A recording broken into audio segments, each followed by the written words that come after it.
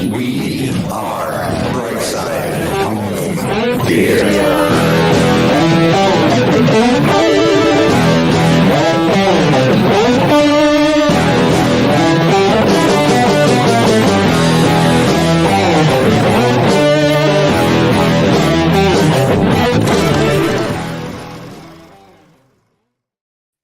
Hey, home theater nerds, welcome to the Brightside Home Theater Podcast. The Home Theater Podcast, it's all about the experiences, the sights, the sounds, the scenes, the going out of business, the special edition Takeover Tuesdays. Because of that, I brought in Jiles McCoy from Jiles McCoy YouTube channel. Jiles, it's thank crazy you how they very match much. up like that.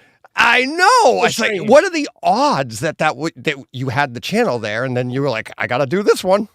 But Jiles, you and I met at Cedia. We had that we met that morning on that Friday morning, I think it was Friday morning in front of the Gramani booth. And, there was we had the incident at the end of the day. You weren't there for that. But yeah, so we had to have, I'm sorry to say, but because of the way we reacted that morning, we need a moderator because we are like the hotheads of home theater. That's true. So we might go off the rails. Yes.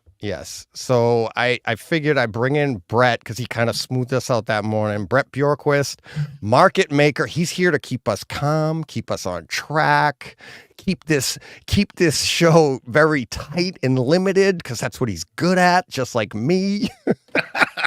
In this corner. Yeah, that's my boy.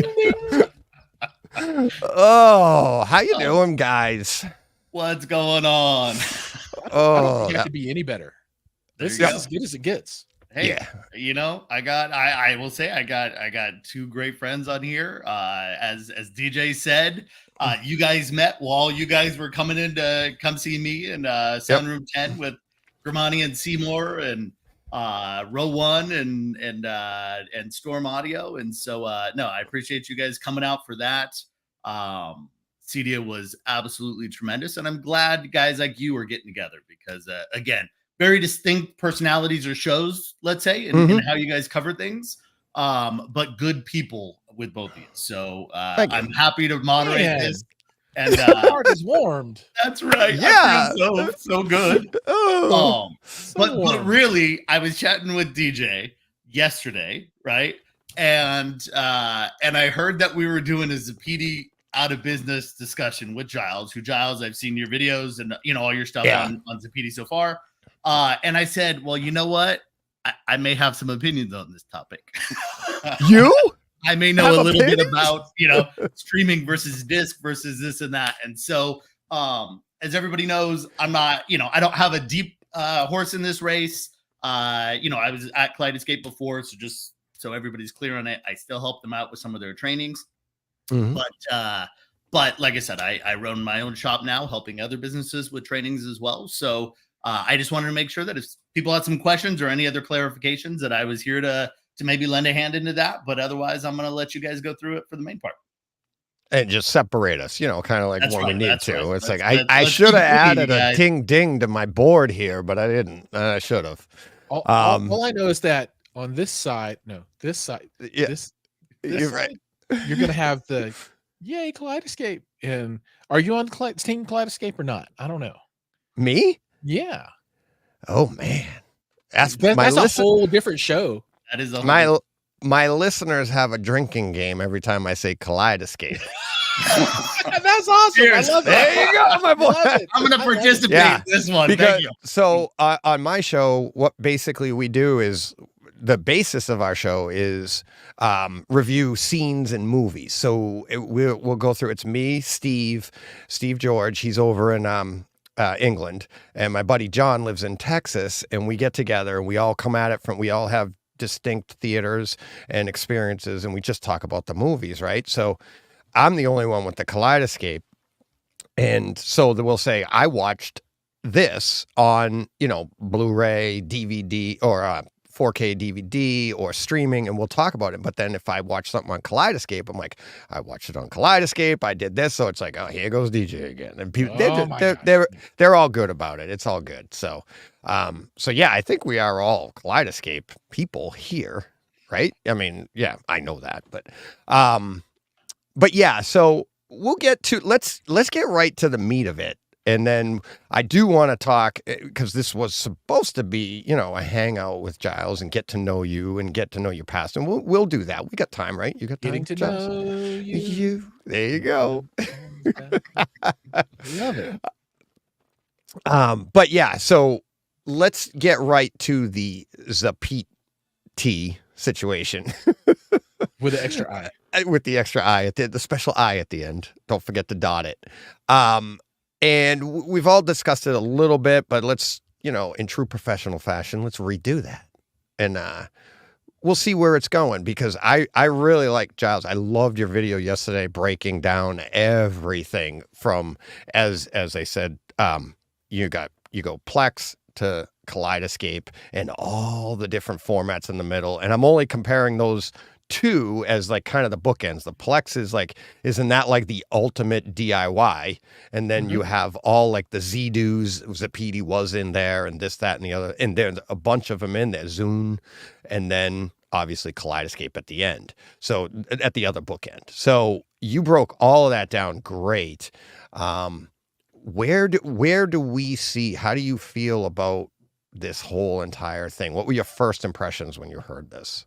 Well, my first impression was I'm not surprised that this is happening, because this is a good lesson for everyone, particularly for those that kind of like to look back at the history of home theater and this kind of technology. And maybe a really good place to start is why, right? And we've been able to put together from all of the little comments that have been made a pretty definitive why this is happening. And ultimately, this comes down to legal troubles for Zappiti in France, right? And the legal troubles, as far as we can tell, because they're not explicitly saying anything, but it comes down to the ripping of copyrighted content, breaking encryption on disk, and creating a product that does that.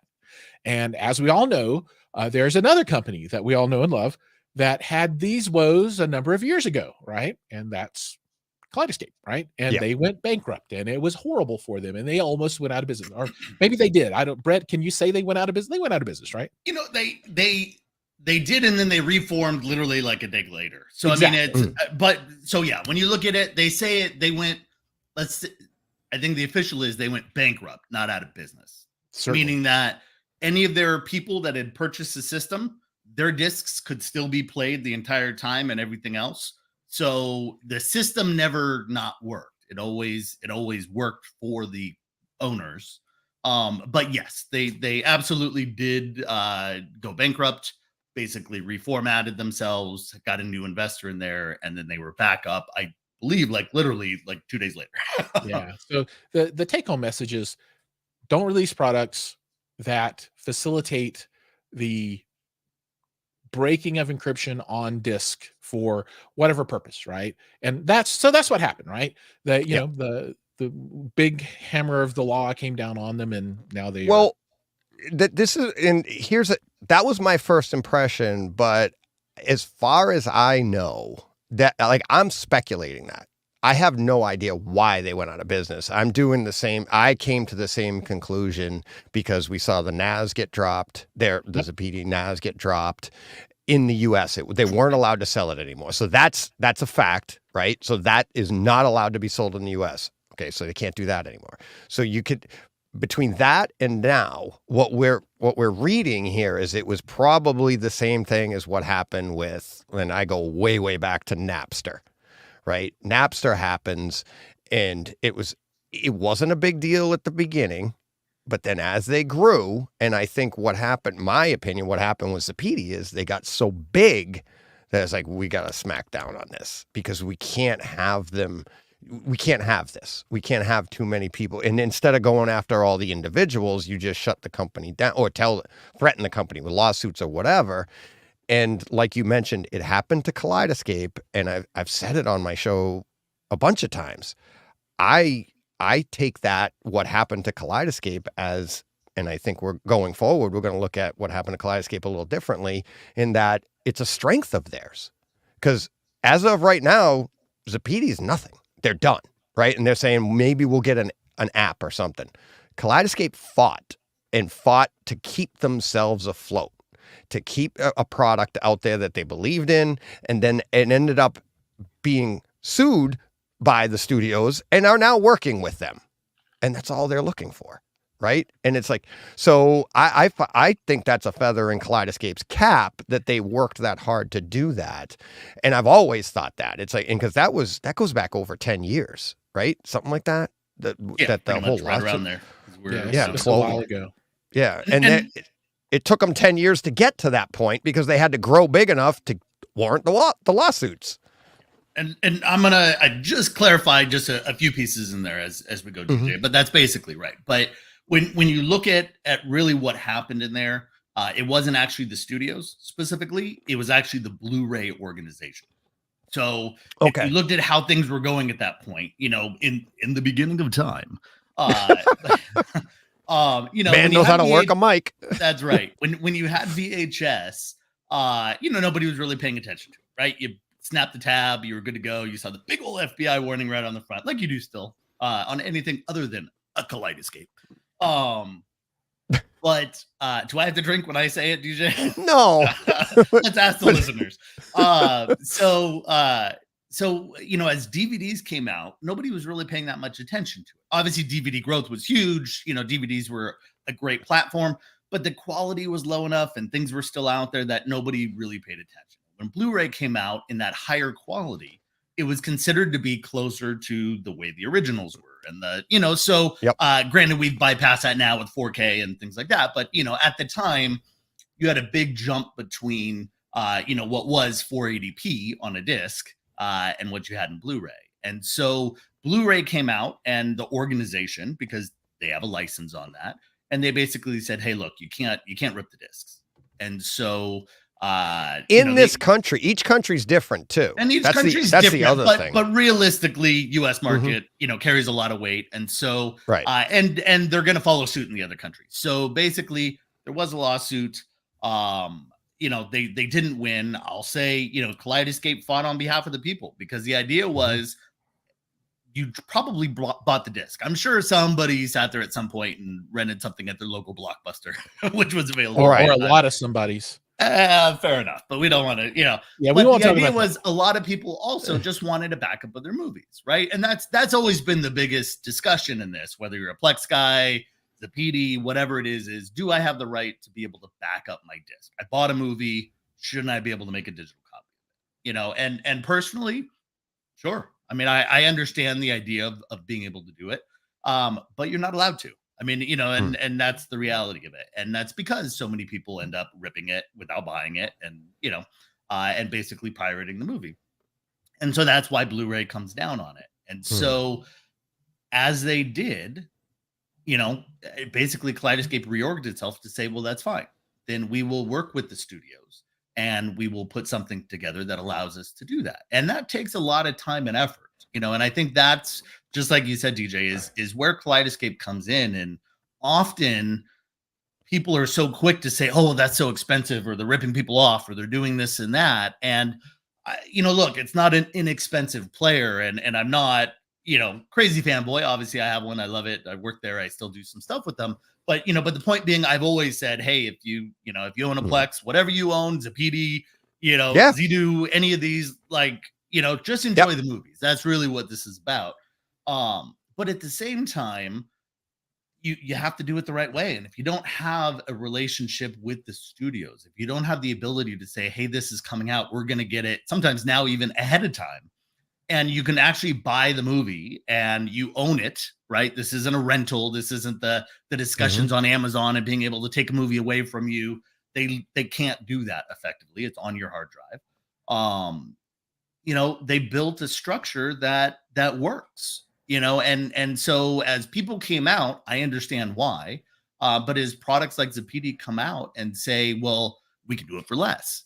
People said they wanted a couple $1,000 player. Great. We came out with a couple $1,000 player. And from a hardware standpoint, yes, I understand. And that's true. But you don't have the back end support. That back end support costs millions of dollars a year. And that's why your Kaleidoscape product costs that much, because it's not just what the hard drive and the metal and the, you know, and the wires Right. and the circuit board. You're paying for guys like Luke and the, you know, and the Kaleidoscape team that sit there and watch every movie and make sure that everything's right. And if there is an Right. issue, re-update it and work with the studios to make sure that, you know, those movies are coming out. And every time there's a sale on movies, which, you know, during my time in there, went up dramatically, right? You used to not have a whole lot of, you know, movie sales. And that was the issue was, well, movies are $30, $40. Well, now they're not, you know, they're the same price as what they are when you go to retail. And I think that that's the big piece is that when you look at what any of these competitors do, you know, you can say, okay, go to Zidu, you can go over here or there.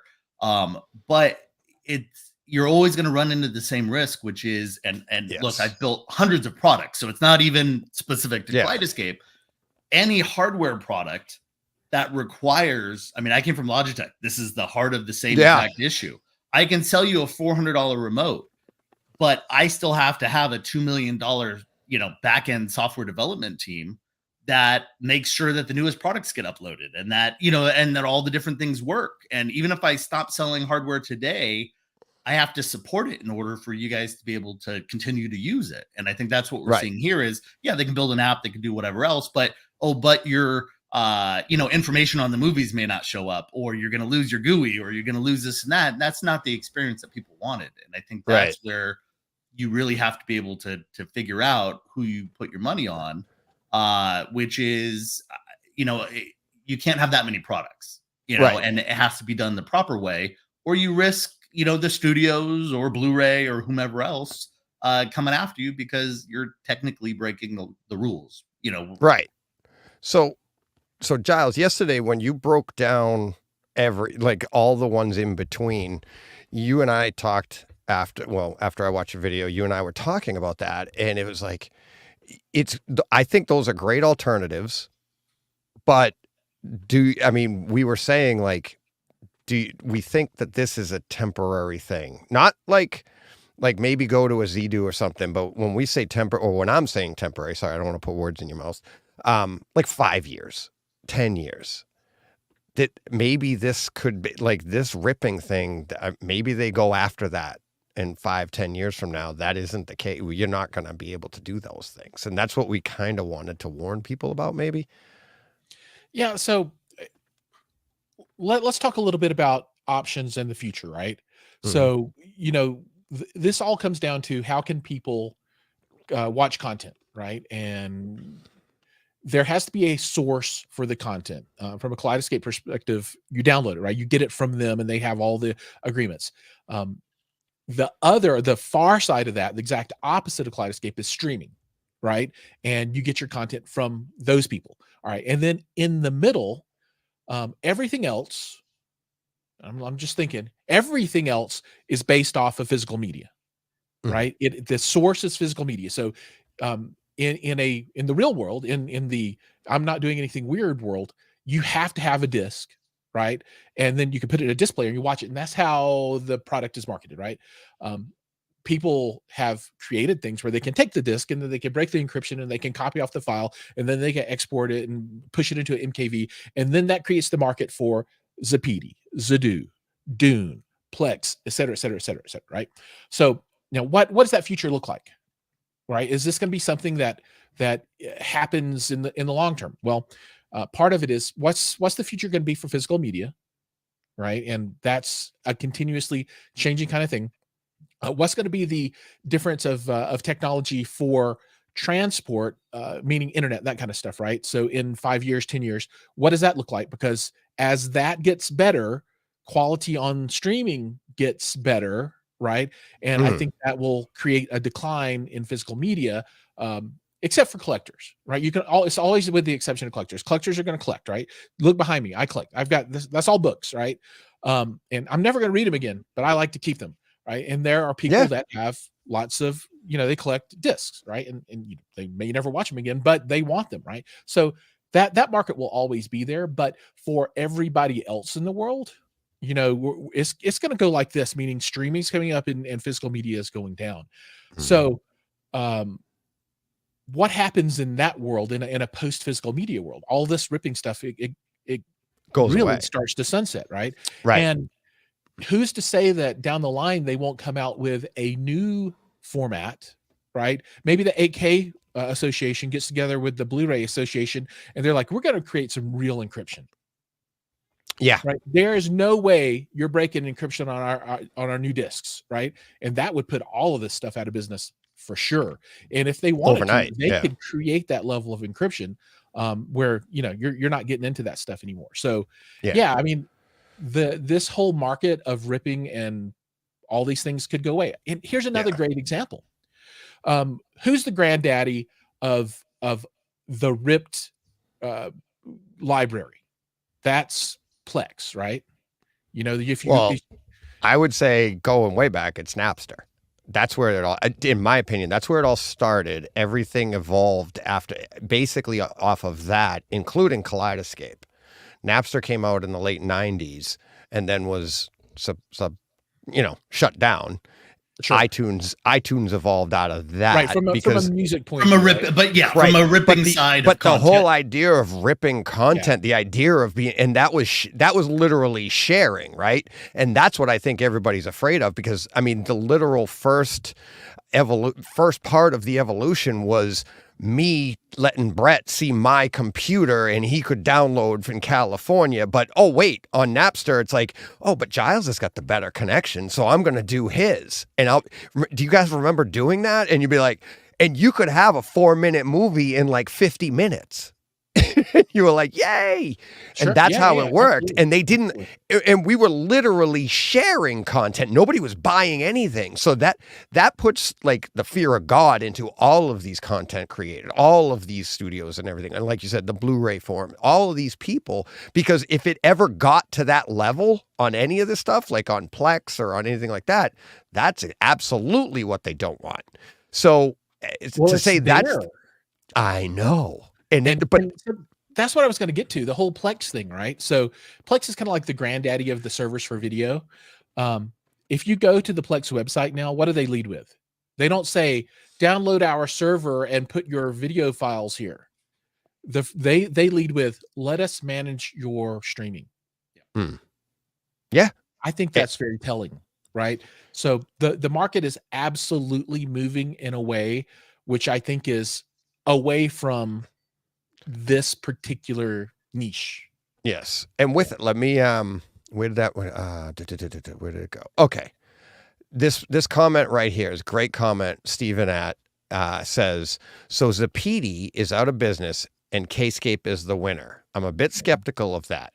Plex Media Server uses numbers of Kaleidoscape users, 10 to 1. What? So I think because of the way we started this conversation talking Kaleidoscape, we're putting off the perception that Kaleidoscape is the winner here, and that's not what we're trying to portray. What we've got a ways to go here, because I'm going to tell you why I think possibly that this is going to be a great thing. This entire thing is going to be a great thing for home theater people, but Kaleidoscape's one side of it. As I said earlier, they're one end of the bookend. There's no right end or wrong end of the bookend. Plex is at the other end. What I think these two companies are doing, as Jiles just outlined, Plex is future-proofing themselves. They're seeing what is going on, and they're like, this ripping thing this isn't going to last. But digital streaming is the future. And now on the other end, listeners might be typing in the chat right now going, well, there goes Kaleidoscape. No, because Kaleidoscape is future-proofing themselves by offering additional features with a Kaleidoscape that you can't get with a stream. Okay, so like you download it, you own it, you could take it out on a yacht. You don't need internet access. You don't need all these things. They have certain function. Once the movie plays, there's all these little flags they put in. They future-proof it, so they're offering features you can't get anywhere else necessarily. Okay, an all-in-one package. Both ends of the spectrum, both ends of the bookshelf are future-proofing themselves. All of the people like the Zappitis that are just offering a ripping format of people trying to get to where Kaleidoscape is, but they don't want to do the work of the Plex. That's the part that we're saying. Those are the potential losers here. Is that the right way to put it, guys? Am I wrong in saying that? But just beware of that part. No? Yeah, I think that this model is in risk to a certain extent. Now, if you're going to pick winners and losers, I think there's a short term and a long term. In the short term, I think the winners are probably Zadu and Dune. Those I think they're gonna get a bump right now in the short term. I think there are a lot of people with Zappiti players right now that yesterday went and ordered something from Zadu or Dune.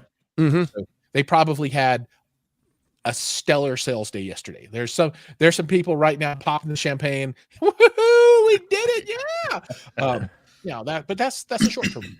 In the long term, what happens, right? Well, I say watch Plex, and that's going to be the what do they call it? The weather bell or whatever it is to tell what's going to happen in the future. I think that they're going to be the folks that kind of, tip everybody's hand.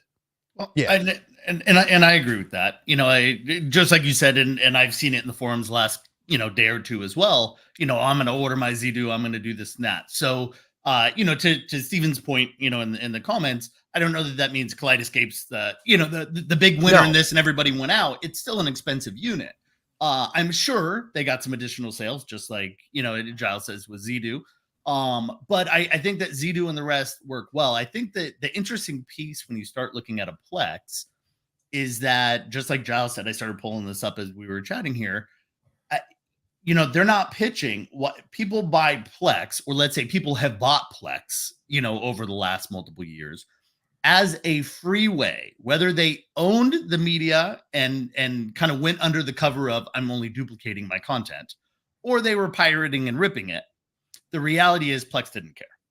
And I've been in the forums long enough to know, 70% of the users that are using Plex are not using it legally. And 70, 95. which way do we think we'll go on that? But plenty of people have discs. They've collected discs for years, and they're just looking for a place to back it up. That's I've played with them all, and I have the discs, right? I have 800 discs, in various formats before I was even jumping and bringing them into Kaleidoscape. I tried them with Plex. But if you look at what Plex is doing, and to Giles's point and to everybody's, is they are shifting, just like Napster did. Napster was like, sure, freeware, share it, doesn't matter. We're just building a business model on here that doesn't require them to have it. Now they're talking about streaming. They're talking about movies. They're talking about content that they're getting paid on one way or another. And as they do that, the question becomes, will they still let you rip movies? When the, when the various, platforms say, well, we'll still give you this content and you can offer this in your monthly bundles or your this and that, but you need to stop offering the NAS feature. You need to stop offering ripping features. What do you think they're going to do? They don't have a real business model, just sharing stuff, and again, one lawsuit away. So I think as you look at things like Plex going 5 years, 10 years from now, all they have to do is be told by the studios, do this or else. And the reality is the or else means that they have no money coming in from that perspective. Right. And as streaming gets better and better, which we know that it is, now the interesting piece is, again, the studios, the Netflixes, everybody else aren't necessarily making money, or we see where their losses come in, right? Some of them are still making money, but the reality is we see these losses coming in lately in a lot of the numbers. But I think Plex, I think anybody that's just offering hardware is going to have a hard time, because their thinking is, I can do, a hard drive only costs $150. I can build a case for $20. I mean, I can show you how to make basically a home theater PC or something that runs this software for relatively cheap. And, we could probably build this in a couple months. But the reality is, how do you support that? How do you, when those units break down, how do you support that? All those things there, I think, is really where, if you're just making and selling hard drives, or you're just making and selling hardware, you don't really have a business model. You had something where, hey, I built something kind of like Kaleidoscape for cheaper. But the reality is, if I'm Plex and I'm effectively software only and hardware agnostic, and you can download my stuff on an Apple TV or whatever else, I'm in a much better spot because my overhead is just software. It's just people. Right. Um, Right. and so that costs a lot less than trying to run a hardware business on a declining margin of what people are expecting to buy. Because if I'm going to spend more than $3,000 or $4,000, why wouldn't I just buy a Kaleidoscape at that point? And I think that's where you start finding this. Yeah, you know, if you've got $4,000, you better be buying Kaleidoscape because you're wasting your money otherwise. Yeah, and go find one used. Go find one wherever. Yeah. Right? And I think that's exactly the point. So those that say, "Hey, for $1,000, I could get this," I get it. I absolutely I get it. Right. But are you going to get the support at the end of it? Or did you say, okay, well, now I just spent $1,000, $2,000 and I'm back at square one.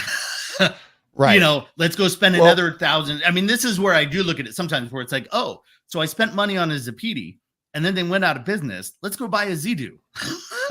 Well, and that's based on what? Now I've spent both of those. I could have bought a Kaleidoscape in the first place, right? I want to get to Eddie's comment. I agree with Eddie, but at the same time, and this is how I agree with him.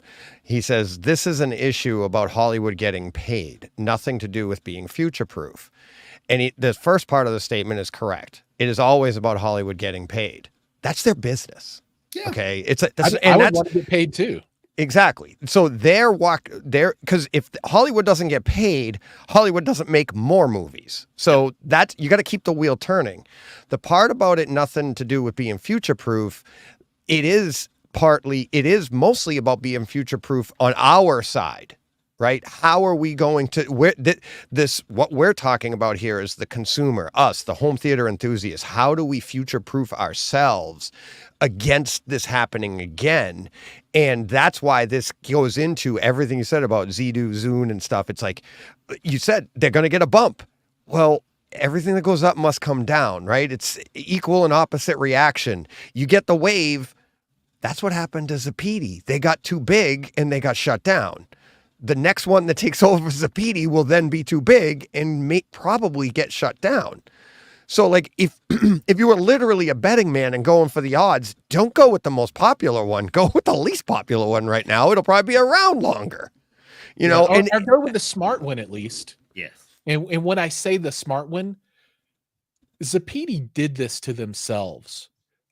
If they had not released the ripping NAS, yes, I feel 99.99% confident we would not be having this conversation because they would still be making their server hardware, just like Plex still has their server software available.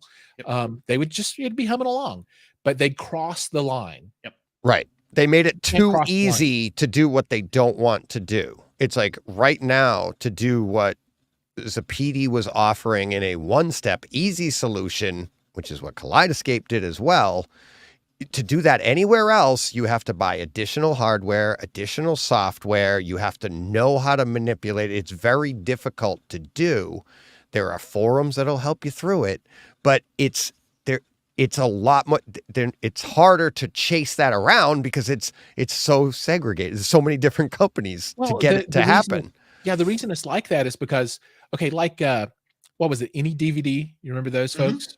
They're gone now. And the reason that they were able to stick around for as long as they did is because they were like out of not the Cayman Islands, but some other country, right? Yeah. And so it took a while for the powers that be to get to the government there to shut them down. But eventually that happened. So if you look, all of this ripping software, none of it's based in the United States because it would be shut down immediately. Right. Just Zappiti was based out of what? France? France. Yeah. Yeah. And it took a while, but they got to him in France. Yep. So that's why it's so hard to rip because it's technically illegal. And any company that produces that software in the United States is going to get sued out their pants off. Fast. Right. Well, and the other way is if you go back to the Napster days, all they'd have to do is like what happened with Napster is they went after a few people, individuals. And once somebody gets downloads. Yeah. And once you get the $1 million lawsuit bill for that. I have a Zappiti. I have 600 discs ripped to my personal NAS. If all of a sudden everybody saw on the news that DJ's in a lawsuit or DJ's in jail and this is making national news that DJ's ripping stuff. How many more people are going to start ripping their stuff? It only takes one. Right. Yeah. And it's like there's other ways to do it. Like you said, I mean, personally, I don't want to go to jail, but I like your idea better, Giles, where they come up with an encoding that you can't crack. That's a nicer way to do it. Nobody has to go to jail, but there are other ways to do it. I mean, I don't think anybody went to jail with Napster. I think they were just lawsuits and they went after individuals. And once that spread, I was online. I'm like, I'm not doing this anymore. I'm like, I don't know if the police are going to show up at my house and go, you go listening to music? It's like, yeah. Oh, It's that bad? It's interesting as you look at the various streamers that are out there. So I used to talk about this a lot when I would do trainings and we'd be talking with integrators. So a couple years back, Netflix they changed their algorithm, right? So how they encode or compress their movies, and they had an opportunity. So basically, they created what they call a new ladder algorithm, and it allowed them to basically put the same quality level at about half the bandwidth requirement. And so that was great. So let's say it used to take you 14 megabits per second to be able to get a 4K stream. Now you could get it in 7 megabits per second. Now that opens it up because there's a lot of people across the US who can't get high-speed internet, right? They're on dial-up. They're on, whatever they're still on, which seems crazy when, you're on an East Coast or a West Coast or a major, area of technology like in Colorado. But that's still a lot of people. I talk to people all the time, right? That It's are the vast majority of people. The internet in the United States that's is why horrible. disc sales. Yeah. Exactly right. Right. And discs, they're like, hey, because I'm out in the woods and this is what I need. Right. And so what I found interesting with it, and this is where the time versus quality versus our niche market of this versus the mass, is that when they did that, my first thought was, well, you could have kept it at 14 megabits per second and effectively doubled the quality of the video, but they didn't, because for the most part, people don't care. So, I mean, I could have still said, if now I could get HD or 4K in 7 megabits per second, imagine what I could get with 14, right? And they're reducing the amount of compression, and they don't do that because to them, it's more important to not get a call because they're buffering. Not buffering is more important than the lack of banding or pixelation or anything like that. And that's the reality for where we live. Now, that's unfortunate for people like us that really want quality and why we buy whatever we buy, right? Disc quality, I'm ripping at disc quality. If you're taking a disc and you're ripping it into your Plex and you've compressed it massively, like, what was the point? Just stream it. Why would you do that? No. Yeah, there's no point, right? So you're just going off the basis that I want the same quality as the disc, and terabytes of Western Digital drives are just cheaper. Or you go in the high end of a Kaleidoscape because you want that, again, less compression in an algorithm. But all you have to do, if you're Apple or you're Netflix or you're any of these major, and especially an Apple that, let's say, has every movie basically out there, right? All you have to do is say, I'm turning up the bandwidth requirement, or I create a new bandwidth, a new account that's 4K uncompressed or 4K higher resolution, right? So now I can say, okay, well, DJ, you're out in the, in the Midwest, and you're having a hard time getting 50 megabits per second. So you really can't have multiple streams of, more than, let's say, 10, 12 megabits on your streams. Great. You can have the general 4K, and that movie's going to cost you $8, like it does now, or $15 or whatever it is. But Giles, you're in Colorado and you get, a gig, right? Or, Brett, you're out in California now and you're getting 10 gigs or 2 gigs. There's no issue at that point, right? There, you could run 100 megabit stream, and if I'm watching a movie, why the hell wouldn't I? My kids can still watch whatever they're watching, and we could still run the house, even though I'm in my theater watching 100 meg, streaming file. That's a reality. Now, that requires a lot more server space on the part of an Apple or whatever, whoever's offering that. But it's something that if they did that and they charged me $15 a movie or $20 a movie, or let's say $10 more a movie, or they charged me a monthly fee, and it was Netflix, and they said, we'll do the same thing, but we're going to give you instead of the 12 or 14 megabit, we're going to do the 30 megabit or 50 megabit range, but that's going to cost you $30 a month. Why wouldn't I spend $30 a month? If I really care about my theater that much and the quality that much, I'll spend 30, 40, $50 a month, because now I'm not buying movies. I still get access to them. Right. And I think that's the big thing in here, to the point of who's going to win, is I think you have to start looking at that and assuming, hey, people if they have the bandwidth, if they have this and that, offer that option up. And if they're not, like nobody is right now, then you have to think of the fact that, not enough people want it. And how do you service this small community of us? So Yeah. Youth Man's in the chat saying, "Sup, fellas?" Throw What's that going up on, there. Michael? Van Gool had talking about, I had a gentleman on that bought a house. Do you remember this one, Brett? You remember this, right? It was after. It wasn't when we were chatting, but I know these stories. Yeah. Yeah. And he bought a house and the internet literally ended. Not good internet. He had no internet at his new house that he just bought. And that was in, I want to say he moved in 2012. He didn't get good internet until I think it was 2020, if I remember. He went 8 years with no internet. He'd have to take his son's PlayStation to work to download the games or update the games and bring it back home just so he could play them. But he had nothing. He had phone internet, but that was very poor in that area. But he's out, I think it was the Midwest or something like that. And there are still a lot of places like that. And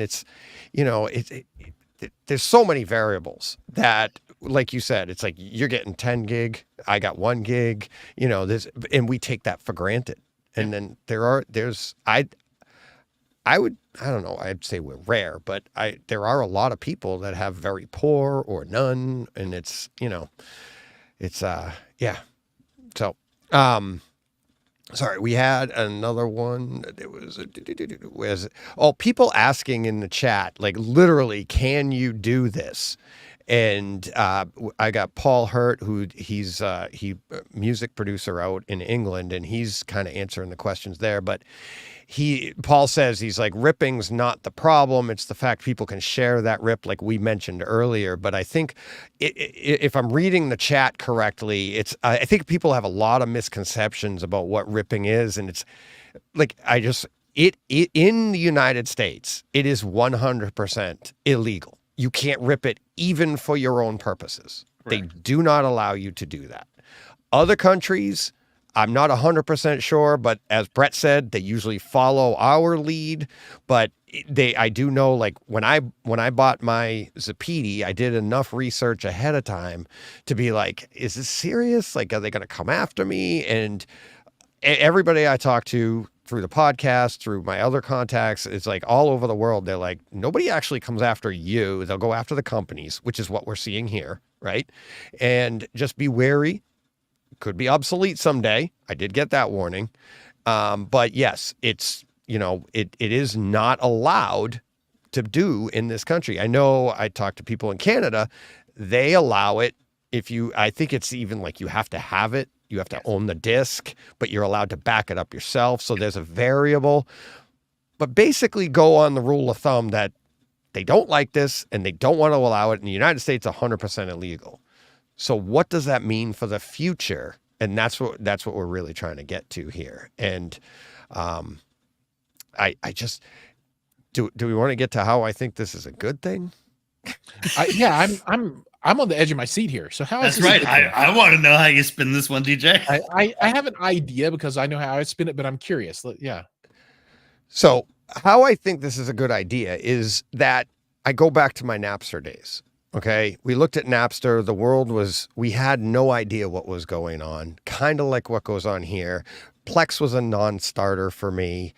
It was too complicated. Zappiti was attractive to me because it was a simpler way. They introduced a simpler way. It still wasn't simple, but you get the idea, right? There was a good sales pitch there that this is easier. But what happened with Napster is they got too big, and then we get the birth of iTunes, and literally the entire market changed. Right? It's like we used to have to buy albums. We used to have to buy an entire cassette for that one song that we wanted. Now we have it. everything changed, and in my opinion, changed for the better. I'm sure Paul maybe has a different opinion, Paul Hurt, because he's in the music industry. It's like, but you know what I mean? It's like, so like it was an evolution or revolution of how we consume our content.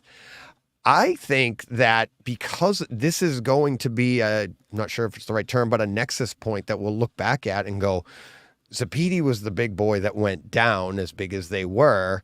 We already have some things in place. Do we see that rise of that? And it changes physical media, the content, the way we consume everything, because as everybody pointed out, as Jiles pointed out, as Brett pointed out, it's like, we're reading the tea leaves, right? These other companies, they're in business. They're reading what's going to happen.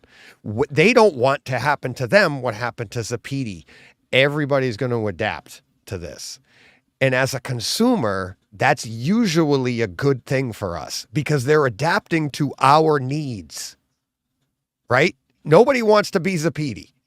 But what they do want to do is stay in business. How do you stay in business? Get us to buy their stuff and be able to do it long term. What we've pointed out already is Plex, they're doing it. They're future-proofing themselves as best they can. Kaleidoscape is future-proofing themselves as best they can. That's what do you see how I can, like, I'm trying to predict the future here and see it as a positive thing. Like 10 years from now, we'll look at what happened then and look at what we got now. I don't know what it's going to be. I'm not that good at predicting stuff, but I don't know what it's going to be. But I think it's going to be positive because it usually is, because we're the consumers and they want to give us what we want, right? No? Yeah, I think you're spot on with that stuff. And, you know, one thing that is going to be a constant is going to be change, right? Change is a constant, right? Stuff is constantly evolving. Technology changes, and the capabilities that we have today aren't the same as yesterday, and what we have tomorrow will be better than what we have today. And really, the stop sign for everything is connectivity speeds, right? Going back to what Brett said, as that increases, Netflix, instead of saying, hey, let's grow market share by putting out this new codec, right, that compresses things better, and instead of improving the quality, let's improve the speed, right, or shrink the size. Well, that's also a market play, right, because more people have slow internet, and they're like, oh, look, now you at your slow speed can get 4K, just like, and they want more people, right? But eventually speeds will catch up, but we're talking like 20 years out or something. So and I'll be 70 then, so I probably won't care anymore. Or maybe we'll be doing this podcast in 20 years. Can you believe 20 That's years right. ago? That's right. With your cataracts, it all looks like DVD quality. You can go back to discs. It's so good. What I think is going to change the world, I've heard some rumblings about this, is what happens when there is a company that has enough backing and access to the right people to cut deals with the studios. And instead of creating a CI channel tool, they create a consumer facing tool, and they partner with NVIDIA, right? And the software creates a encrypted container in the storage you have attached to your NVIDIA Shield, functions just like Kaleidoscape. They sign you up for a $30 a month recurring fee, right? And that's to cover all of the back end stuff, right? Cover their servers, their people.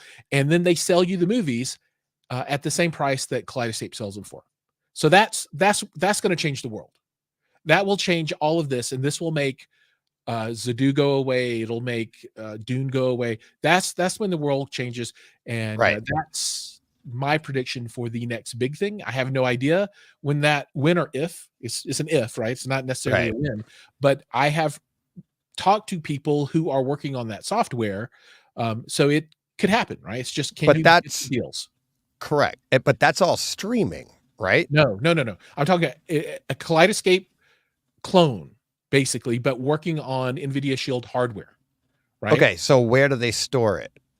On whatever storage you have attached to your NVIDIA Shield. So that's where I don't think it's going to fly.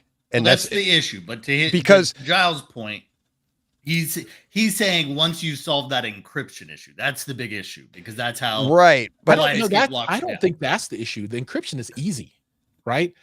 TiVo was doing that back in the day. But see, but here's the thing, and Brett, you can speak to this. It's why Kaleidoscape's so expensive, but also available is their hard drives are proprietary. I can't give my hard drive to anybody else. That's right? true. But it's just So it's that regular hard costs drive, that. though. Yeah. Right, but the hard drives are That's regular, but encryption. that's encryption. So then how do you, but now the amount of hard drives you're going to have to do, because we know this through Kaleidoscape with our systems, right, guys? It's like, I'm out of room.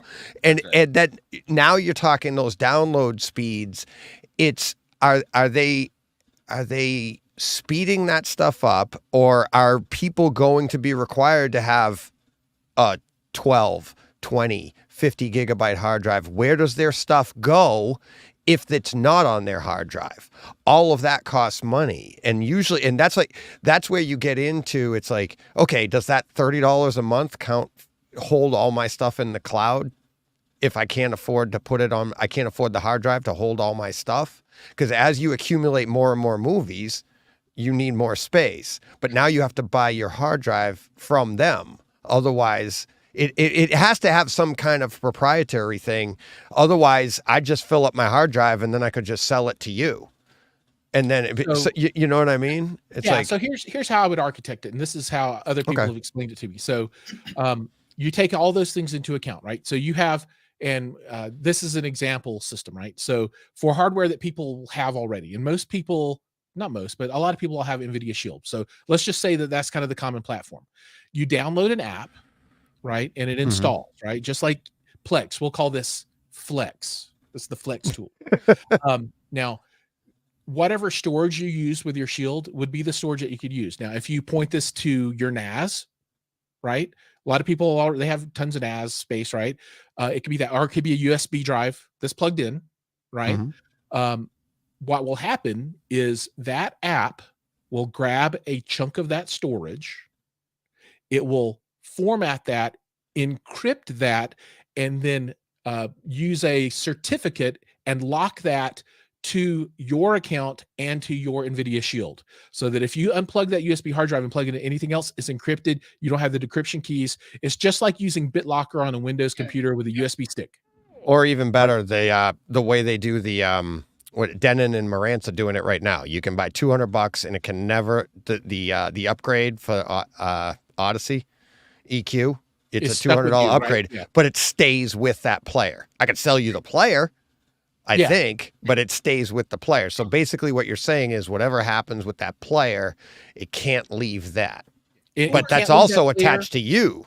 And your account, right? And so it's attached to the player and to the account, so that effectively, you're not going to give your account to, I mean, you could sell it, I suppose, right, if you wanted to, but that's getting into extremes. But you can't duplicate it. You can't, I mean, you could sell the entire system, but you can't duplicate it, which is what they're worried about. Like, I could basically buy a DVD and give it to you, Giles, if I wanted to. So that'd be basically the same thing, right? So I understand that. I just think that people think Kaleidoscape's expensive, but I think to get to even at that system there, by the time you get to the hard drives to store your stuff, you're probably back up into Kaleidoscape system or a cheaper one. Really? You could do this for $300. No. Now, Brett is right, because you can't store all your movies on there. You got it. No. But okay. I was going to say, you can't have all your movies, because I have a NAS and it costs me way more than $300 to put 600 movies on it. So the way that I use Kaleidoscape, right? You don't have to. So, and this is the distinguishing part between Kaleidoscape and any of these other systems. These other systems, you have to have the storage and you have to be able to put that file somewhere. With Kaleidoscape, you buy the movie and you own the movie, but you don't have to download it. You can download it anytime you want to. So you can have 30 terabytes of storage. So you could buy a 20 terabyte drive for $200, $100, and plug that into a $200 NVIDIA Shield TV Pro, and for $300 you could store 50 movies on 20 terabytes. No, more than that. It depends. Yeah, but just say 50. So 6 terabytes is about 100 movies. So so you got 100 movies in $300, and they have to make money somehow. So they're going to make money just like Kaleidoscape would on movie sales, and you have to buy the movie from their portal, right? Just like Kaleidoscape. But then I would say there's probably a monthly app fee of $30 a month, right? And that allows you to have access to all this stuff. Now, if you don't pay your fee, question is what happens. I would say that you just lose access to buying new movies or something. There would be some downside to not paying the fee. If you want to buy a new movie, you got to pay the fee, and you can download stuff and all that kind of thing. But they wouldn't take your stuff away. But if you're not paying the fee, yeah. So it's a weird mix of streaming but that would garner a ton of customers, right? Because you get perfect quality. Yeah, you're getting 1-to-1 quality, which is what everybody's shooting for, right? No, yeah, that I think it would. That is but to my point earlier, like Kaleidoscape future-proofing themselves, they're going to offer more stuff. There's more ability out of and do you see what I mean? So like, I'm not saying that this can happen. I'm just, because I know what I went through with Zappiti. I know how big my hard drives are to store all my stuff, and I know how expensive that is. And now, even with this scenario, you might be back and forthing it like you do on Kaleidoscape. And that's where your 30-month fee, well, great. You have 150, you own 300 movies, but you only have space for 100. So you just lost access to 200 movies you own until you pay up, say you miss 6 months. Well, sorry, buddy, you owe me, $180. And then I'll give you your other 200 movies. So you're paying for that flow. It is a great option. It had to be figured out. I don't know how that part would work. I'm sure it would be in the contract. And really, you guys, this is where, to the same, I split the difference. I agree with where Jiles, as where I look at it is, things are going to change. Things are going to continue to morph. I think that the real question is, you can't just, when you buy a movie, even on the Kaleidoscape platform, the lion's share of that is not going to Kaleidoscape. It's going to the movie studio, right? And as on one hand, as it should, because again, that's how we get good movies. We get more movies because movies come out, right? I think that as things go digital, so as we talk about, again, 5 years, 10 years, wherever out, as speeds continue to increase for most of the US or a much larger portion, then you end up getting into more opportunities of, I don't need to buy discs. If you look at where movie prices are being set, a lot of that is being set based on the disc, based on what we're used to, right? DVD or Blu-ray costs $15. A 4K disc costs $30 as it's released. Now, it costs the same amount often, whether I go buy the disc in the store or I go buy it on digital. But those costs are not the same. The distribution models are not the same. A disc is very expensive by comparison. Now, to press the disc costs pennies, cents, dollar, but I got to get it on a truck. I got to get it on a plane. I got to get it on there's all these, I got to get it loaded in. Best Buy's got to make money on it. Everybody's, so it gets more and more expensive to do that. That's why streaming, so many people have loved it. Oh, $15 a month, $12 a month, $9. If you go back to the beginning, I have access to thousands and tens of thousands and hundreds of thousands of pieces of content. And as that goes up, I still have access to so much of it. I don't own it, but I have access to it. Right. And that's the back and forth. If you love a movie, you don't want to see it go away. But usually when it goes away, let's say on Netflix, that's because it goes up on Prime. It doesn't actually go away. It just shifts because movie, studios are licensing to different people to try to keep the value up.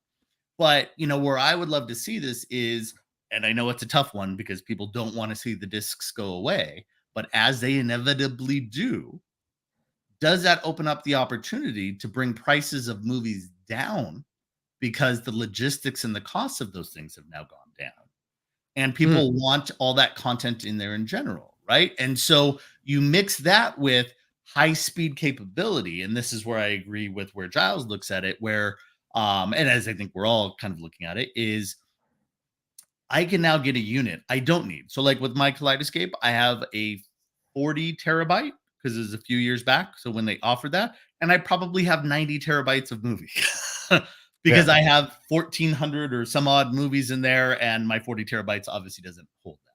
So I download movies as I want to watch them, just like Giles said, or I have to delete stuff, which is a bit of a pain. But as you get into teras, it took 10 minutes. Now with newer content like the new SDs, if I have now, it requires 2.5 gig, gigs connection. So you can't even do it on a gig speed, right? On a gig, it's still 8 to 10 minutes. But if I have 2.5 gigs, so we're talking about the future as we're going in here, I can now download a movie in 4 minutes. At that point, do I need to own it? As long as I can see it on my great GUI system, I can select a movie, go grab some popcorn, and I come back and I'm watching a movie, right? But the questions become, so do I need that? Or as speeds increase, can I buffer the movie? Do I even need to have it on my hard drive? Can I get away with a 2 terabyte, and now I could buffer the first 30 minutes, which takes 30 seconds. So now I've reduced the chance that I'm going to have a buffer issue, but I don't need that big of a hard drive, and then it comes into, and I don't even know that $30 covers it in all honesty. If you are hugely consumer, it might, right? If you're Apple TV or your stuff like that, if you're in a niche where I actually care about, those costs and I'm willing to spend it, is it $30? Is it $50? Is it $100? There's probably a breaking point, but you still get into the point of that covers my people costs of running my business, right? That's the Lukes and the teams at Kaleidoscape and the sales teams and whatever else, to be able to keep feeding the machine. And then the movies become the, again, 80% plus go to the, to the studio and the rest come in. But now maybe I can offer that movie for $10, and is that a legit way to do it? So I was talking to a really smart guy yesterday, and he offered the same option, and I countered with this. Giles. He's a really smart guy. He was. He is. He's a really smart guy. He came to the same conclusion Brett did. Yeah. And here's the thing is maybe I'm wrong in my reading of the tea leaves because Brett is semi on the inside with Kaleidoscape. Doesn't that go against everything Kaleidoscape's about? They're not streaming. They don't. And every time somebody says Kaleidoscape is streaming, their PR, which you used to run, jumps on it and goes, it's not streaming. You don't do that. And it's not what they're about. And it's also now it eliminates that yacht division because they don't have internet. So you have a whole, I just felt like when that very smart gentleman brought this up yesterday, I was like, doesn't that get away from everything Kaleidoscape has been trying to identify themselves as? Not saying they can't reinvent themselves, but you see what I mean? So I think that's a fair statement and a fair way to look at it. Here's again, and just to clarify, DJ, I know, like you said, I have some inside track or something. I know. I do not work for, but I do not work for Kaleidoscape because I do not want anybody or Kaleidoscape coming back saying, what are you doing? That. Yeah, because what if it happens and they go, why did Brett say that? You're like, I didn't even know. Right? So I know. Obviously, we all know, and all of us are fans. We actually own the systems. I own the system. I buy the system. I buy the movies. So here's my way of looking at this. Kaleidoscape offers features and services depending on what you need. Part of the benefit of Kaleidoscape, like you said, is if I own a yacht. Well, if I own a yacht, I can't get service out there. So I still need an 80 terabyte or 2 80 terabyte systems. I can still offer that as Kaleidoscape. I don't have to take that away. If I am out in the Midwest where there isn't high-speed internet yet, or I just want to be offline, right? Plenty of people that just don't want to be connected and have people to have access to their movie or could remove it or, all those things that come up. I can buy more storage space and I can buy the bigger units that we're used to with Kaleidoscape. But to your point, you also have to be able to pivot and shift ultimately. And does that mean that I can now offer, in addition to those services, another service? So those big units, those don't require monthly fees because I bought the hard drives. I'm downloading the movies. Let's say that doesn't require $50 a month for a service fee. But if I'm buying a $1,000 unit, let's say, that has a very small 2 terabyte hard drive because I have 2.5 gigs or 5 gigs or, whatever, or terabytes rather of download speed. And I know that what I'm paying for in that $50 a month is part of that movie being ripped, right? There's still software technology that's downloading that movie onto the hard drive that I'm playing from the hard drive, not a stream. So I'm still Right. actually playing from a hard drive. I'm not streaming it. I'm just streaming it almost in line, right? Right. But because I have the speed for it, so if my internet died, okay, I'm screwed, right? Or I only have whatever's on my drive or whatever else, right? 10 movies. But the idea is that I think there's different options depending on what somebody needs. And where that becomes a benefit is you can now say, I get the Kaleidoscape benefit, like the experience, which is really the GUI, which is really the ability to run your clips and things like that. That's really what we want as movie lovers, right? I want, when my friends come over, I want to be able to show the 30-second clips that I built of each of the different movies to show off different aspects. That's part of the Kaleidoscape experience. That's why literally in every booth at CEDIA, right? But that's also because you have to have all those clips available on your hard drive at that time, and right? in that case, so for that client, I need a bigger hard drive, and that's the purchase that they can make for that. But if I'm like, hey, I don't really care, I'll wait 5 minutes for a movie, or I'll wait for 10 minutes for a movie. If I can see all the movies that I own, I'll let it download in the, now I only need 100 gigs, right? A movie is only at max 105 gigs for the biggest. Now I could do something like that and wait. Then I think the benefits, or let's say the feature set, if you changed it so movies were no longer grayed out, right? So I mean, you guys know this. Right. So when you buy the movies, yes, they're all on there. I own them. I can download them whenever I want, but they don't show up. The movies that aren't on there, you don't always know that they're there, right? So it's hard to remember what you had. If I had a GUI that showed every movie I owned, but maybe the ones that weren't downloaded were gray, so I know, I'm going to watch this, but it's going to take me 5 minutes. And the ones that are in full color are movies that are already downloaded. That's a great way for me. Now I'm getting an amazing Kaleidoscape experience, maybe for less money because I can buy a smaller hard drive, but I can remember all the movies and everything else. And you pair that with faster download speeds or an SSD, or, like the new products that they have in the premium side. I think that there's ways to do that. And I think that's where right now it still feels like it's an expensive product in there. For those that aren't buying it, right? That's why you still have instead of a Zappiti, I'm going to go to a Zedo, or a Dune or a what have you. But I think as they can shift and pivot in the market, there's just different clients. If you're in the boating, yachting side, hey, you need storage. Here you go. Here's a product for that.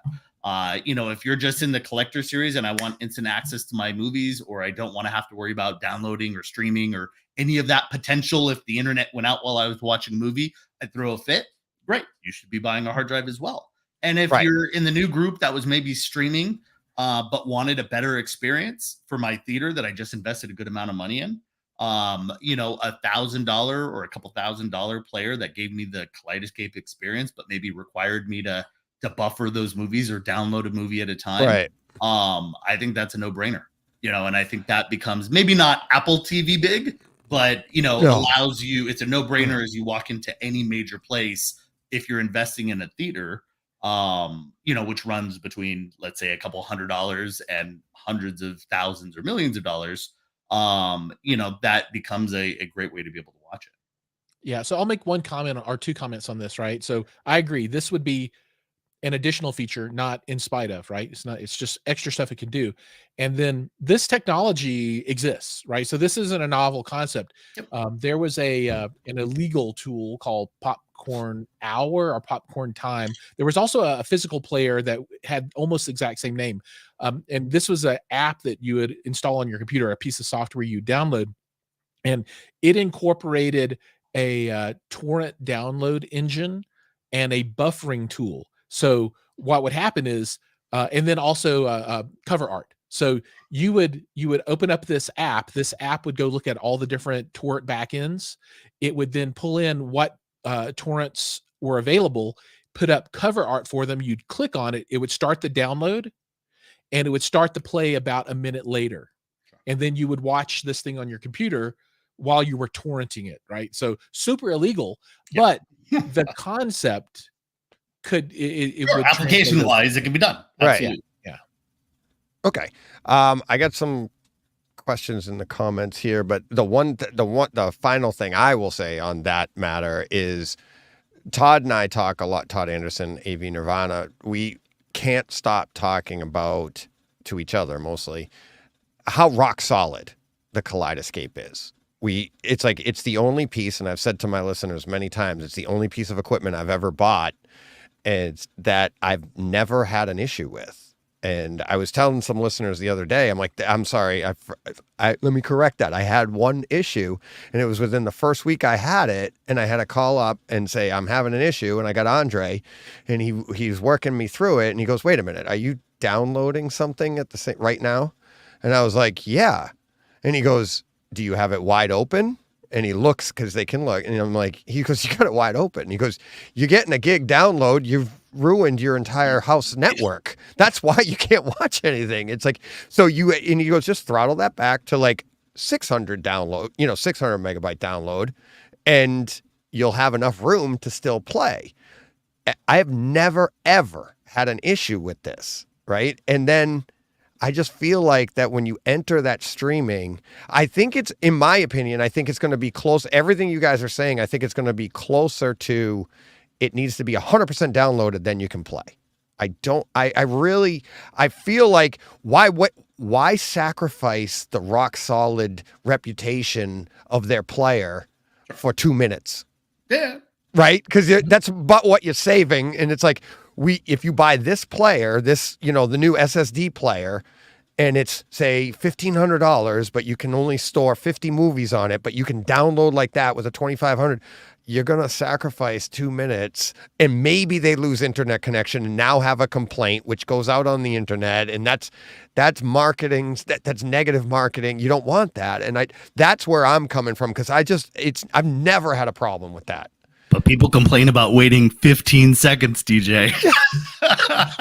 I totally. But that's what it is. But then then Brett, get a bigger hard drive. That's right. Get it done. But I agree. Why wouldn't I wait 2 minutes for the whole movie to download? Absolutely. Right. Especially even 4.5 minutes, right? On a 2.5 gig. I totally agree, and I would. Right. But people expect, like I see, people, my family. My wife will sit there. If the buffering circle comes up for 10 seconds, 3 seconds, it's a big deal when I'm streaming, right? Because we're also watching streaming for content. And of course. It's a big deal. Now, is it? No.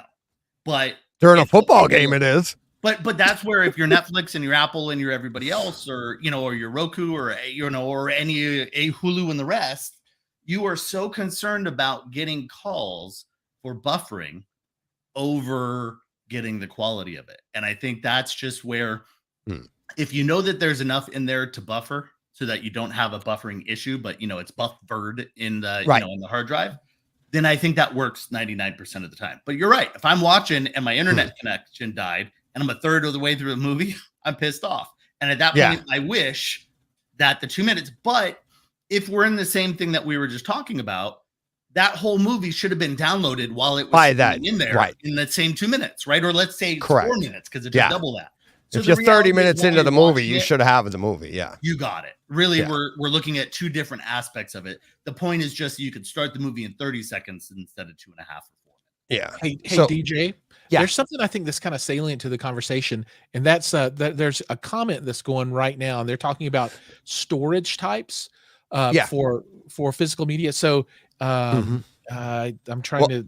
I was just going to pull this one up and see if Brett has any knowledge of this, because I'm not sure if we do. Is the mezzanine file MPEG-2 then recompressed by Kaleidoscape, or does it come from the studio as HEVC already? Do you know that stuff? Yeah, I can. Okay. I know, that was from Paul Hurt. DJ. I don't know. I honestly, I didn't. Honestly, if I asked this to Luke, which I know knows the answer, I'm not sure I would be able to get it. I don't, because I know a lot of it is proprietary, but there's a lot of this going on. Then we'll get to the drives. I actually have this conversation with people a lot in the forum. Okay. Because this is when people say, oh, well, Kaleidoscape is uncompressed. The reality is everything has to fit into a container. That's what makes it digital, right? So a container is a form of compression, no matter what. The question isn't whether it's compressed or not. It's the level of which it's compressed. So the answer in there to Paul is very simple. When the file comes from the studio, we go through, and Kaleidoscape, I shouldn't say we, Kaleidoscape runs it through an algorithm that basically puts it into its container.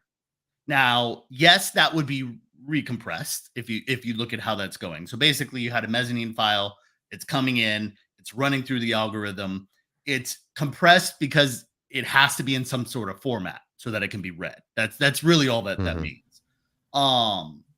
But it is not being compressed for size. Whereas when you buy a movie, let's say, so a disc either comes on a 60 gig or a 100 gigs, right? So you might take a movie that is 100 gigs and you compress it down to fit on a 60 gig disc. That's compression. Right. If you have a 80 gig movie and you put it on a 100 gig disc, that's not really compression because you're not compressing it for size. You're just putting it into a container so that the DVD player can read it. Same thing with Kaleidoscape. So that was one of the questions that was going around. Some people aren't familiar with different movies having larger files on Kaleidoscape than they do on the disc.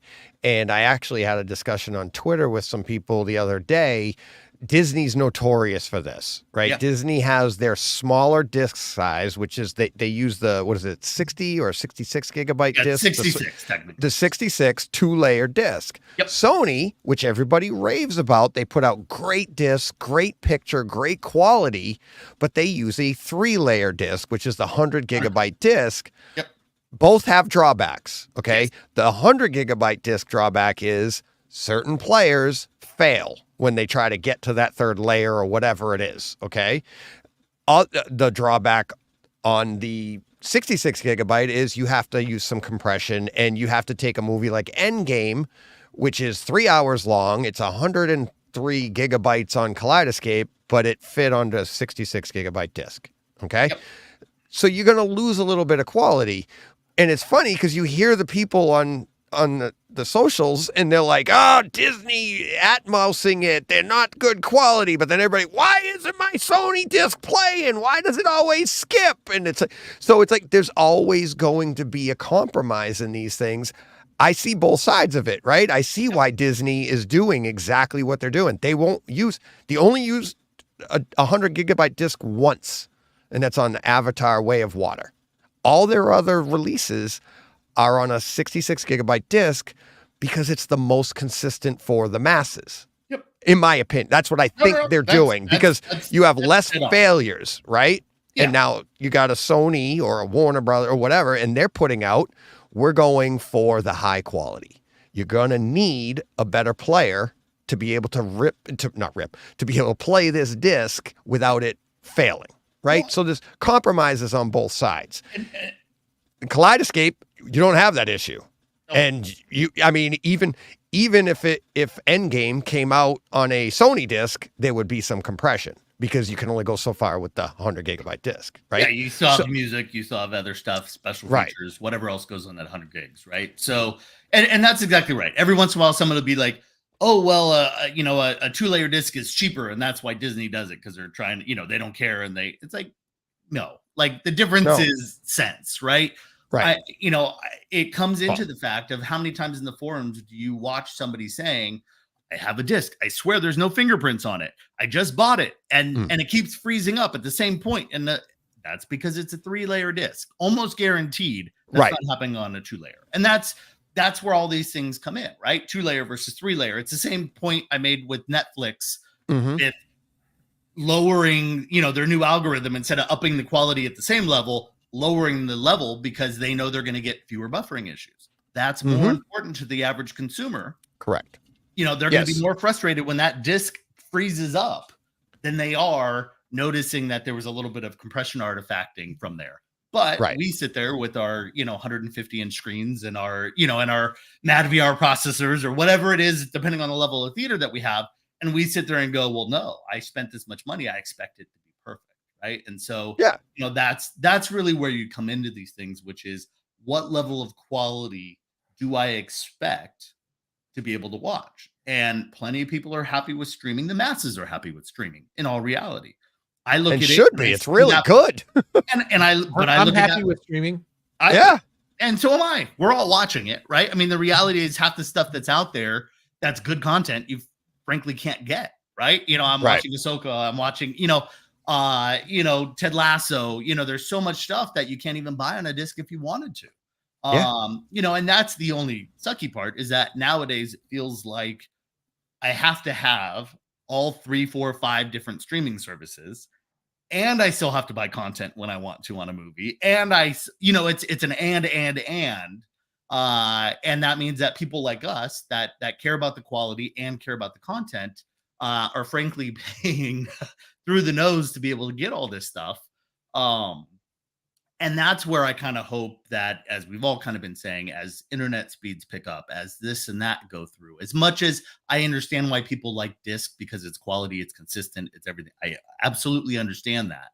But as it goes away, my belief is movies will go down in cost, because now you don't have that distribution arm of things. Right. And now it's just digital. Every movie studio has 2 separate arms of their movies. They have a digital and a physical media. That means that they're duplicating efforts and costs and people and all those different things. Now, DJ, you were kind of looking, and I say the same thing. Are they really going to drop the price? No. But here is where I'll push back on that hard. When was the last time? I mean, how much have movies gone up over the years? I used to pay $50 for a Laserdisc. Yeah. And that was way back then, when $50 back then, that'd be like paying what, 110 now. Okay. Sure. Movies have consistently been $19.99 to $29.99. They literally are going down in price because the cost of inflation, cost of living, everything's going up. But has the price of a movie, a disc, really gone up in the last 30 years? No. I'm saying 30 years, right? Yeah. Ever since the VHS came out at $19.99. When, what was it, E.T. or whatever got sponsored. But you know what I mean? But seriously, is that not valid? Like, they might not literally go down by number, but they're not they haven't gone up in what you 30 years. And I think this is a big piece, and especially for us and what I see in the forums a lot, people will complain, well, why is this movie still at $30? Why is it on for a disc, right? I went into Best Buy and there were no movies on sale. Well, that's because if you go back 10 years, 15 years, the movies were loss leaders. They put that movie out there for $10-15 to get you into the store so that you hopefully bought other things. Now they're realizing people aren't buying them because they're streaming. So now, rather than it being a loss leader, now if you want to buy one, you got to pay full pop for it.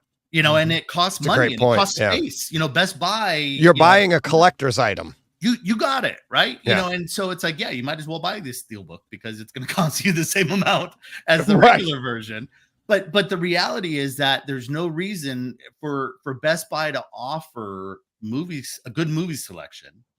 Best Buy is looking at their return on investment by the square inch, by the square foot in their store. Retailers all do, yes. There's not enough people doing that because people want to buy streaming. So you can't be upset when I watch people going, well, I refuse to buy that because I'm not going to pay $30 for that movie. That's a bigger issue. If you want to support, and this is where I get big into not pirating and all the rest. I don't care if you buy a Kaleidoscape. I don't care if you buy a Plex. I don't care if you do whatever, or buy a disc or what have you. Enjoy your movie however you enjoy it.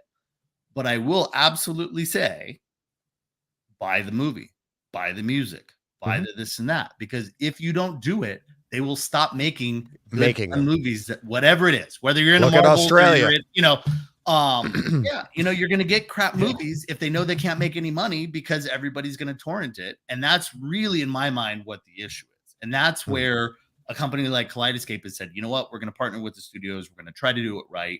Yes, it's more expensive. Yes, it's this and that. And if somebody, to Giles' point, could come out with a better alternative, a cheaper alternative, that's still legit and partnered with the studios, which takes time and money and back-end support and all those other things, not just selling hardware, they can win.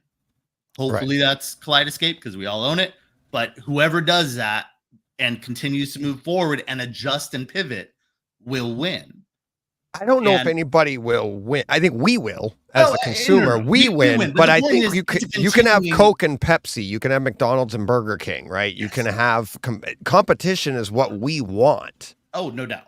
Right. But it's the only way to survive. I guess that's to loop it back into the Zappiti discussion. Right. At the end of the day, they offered a hardware solution Mm. that was based on the premise of being able to take a NAS and rip content and do things illegally. Mm. And if you only make money on the hardware and you don't have the back end support and all those other things to build, that is not a business model. I will tell you right now, having built hundreds of products at various levels, at Harmony, Harmony is the exact same thing. I could build you a Harmony at $400. It is not self-sufficient. You look at it and go, Right. well, $400 is a lot for a remote. Yes, it's cheaper than C4, Crestron, take your pick. But $400 is still not sustainable because it costs millions of dollars a year to do that back-end support. And as people are starting to use their Apple TV remote and are fine with that because all they're watching is on an Apple TV, they don't need to control 10 different devices. The people like us that are into this kind of stuff and have all this stuff and want to be able to control it, if you say no at the fact of spending more or paying $30 a month or $100 a year or whatever that number is, but there has to be, in my opinion, a recurring revenue theme that pays for the back end support and the software because hardware does not cover those costs. And I think that's what we're seeing ultimately with Zappiti Right. is you have a hardware only solution. Now you can move over to Zdo, you can move over to Dune, you can move over to whatever you want. But if they're still hardware only, even if they're cheaper, even if they're this and that, it's still not ultimately going to work because we're still running into the ultimate, issue, which is all they have to do is Longevity. put you into legal issues from the studio side because Right. if the studio decides to pick on you, you're not making enough money to be able to support that. Right. Giles, what were you were saying storage, right? Oh, no, I was just going to talk about physical media and Okay. something new that I saw in music world, right? So one of the questions that we will touch on, maybe not today, but we'll all think about it is there going to be a new physical media for video, right? And I personally don't think so. But people were like, well, can't they put a movie on a USB stick? And they can do all those things. What they're doing for music at Tower Records in Korea, I believe it is, they have something called the micro disc, I think it is. So it's about the size of this, a notepad, and inside of this thing, it's like a little CD case, and it's got like a little CD book in it, and there's a little token that's a what is it called on your phone? The near field reader in our NFC or whatever. Yeah. And you take this puck, and each one is unique. You hold it up to your phone, and that then allows you to download this 7-song album into the app in your phone, and then you play it, right? And you keep this little puck, and if you ever need to download it again, you put it on your phone and it downloads it. And that is the new physical media. It doesn't store anything. It's just your access token, right? So that is a new thing. I just saw this yesterday, right? So there's a band called XG or something like that. They just released their new album, and I'm all like, well, it's only that big. How does this work? And then I had to dig into it because it's not in our market, as far as I know. Great. I lost my White Album because I paid to get on the bus. Exactly. Oh no! I gave him my token. What the hell? Oh, Not that physical. But now, doesn't that get into? Look, I'm not going to pitch all the green stuff and this and that, but like, isn't that just a waste? I mean, I can download music to my app to do whatever. I can stream on a high-res Spotify title, what have you, and not have to buy this physical plastic and all these other pieces that come along. It is a waste, but you see this thing right here above my finger? Yeah. That's a I know, right? I don't disagree. That's why it right. But a book is a book. I can take a book with me. And the way that you're pitching this, I guess I could hold the tokens with me and I could just download it every time I wanted to use it. But like a book in my mind, like I'm still books over Kindles. That's one area that I haven't moved to digitally, even though I've got multiple iPads and I could download and read my books on there. I still like a physical book. Yeah. And you're right. Just like you said, I may read it once, but I kind of want the shelf of it, right? It's fun. I know it's there. There's a physicality to it. If somebody comes over, they can just read it. Even though, a digital medium is so much easier because I can hold 1,000 or 1,000,000 books on my iPad. So I agree with you. I think it just comes into, not that wasting paper or whatever, but it still feels more. I can recycle my book. I can do this and that. Yeah, If we're talking about classics, people want to collect, and they want to collect their music too, right? And I agree. The little token doesn't have the music on it, but it gives you access, and it's a thing. Yeah, right? yeah. Look, like, hey, I supported the artist. Look, I have their thing, and I can. And that I agree with. That I agree with. That, and so a lot of this conversation comes down to people that they want their cake and they want to eat it too, right? They want to collect physical media. This is a certain subset, right? Yeah. But then they want the ease and use case of Digital. Of the digital, right? And that's where you take your disc and you rip it and you put it in the thing, right? Then you can use it like a Kaleidoscape, but then you also have a physical thing, and you didn't have to buy the movie 2 times. Mm-hmm. The fact that it's illegal to do that, people gloss over that part, but it's, you just want your cake and eat it too. Yep. And for me, I'm the worst. I'm the best consumer, but I'm the worst at managing money, because I will buy something on the Kaleidoscape so I can watch it.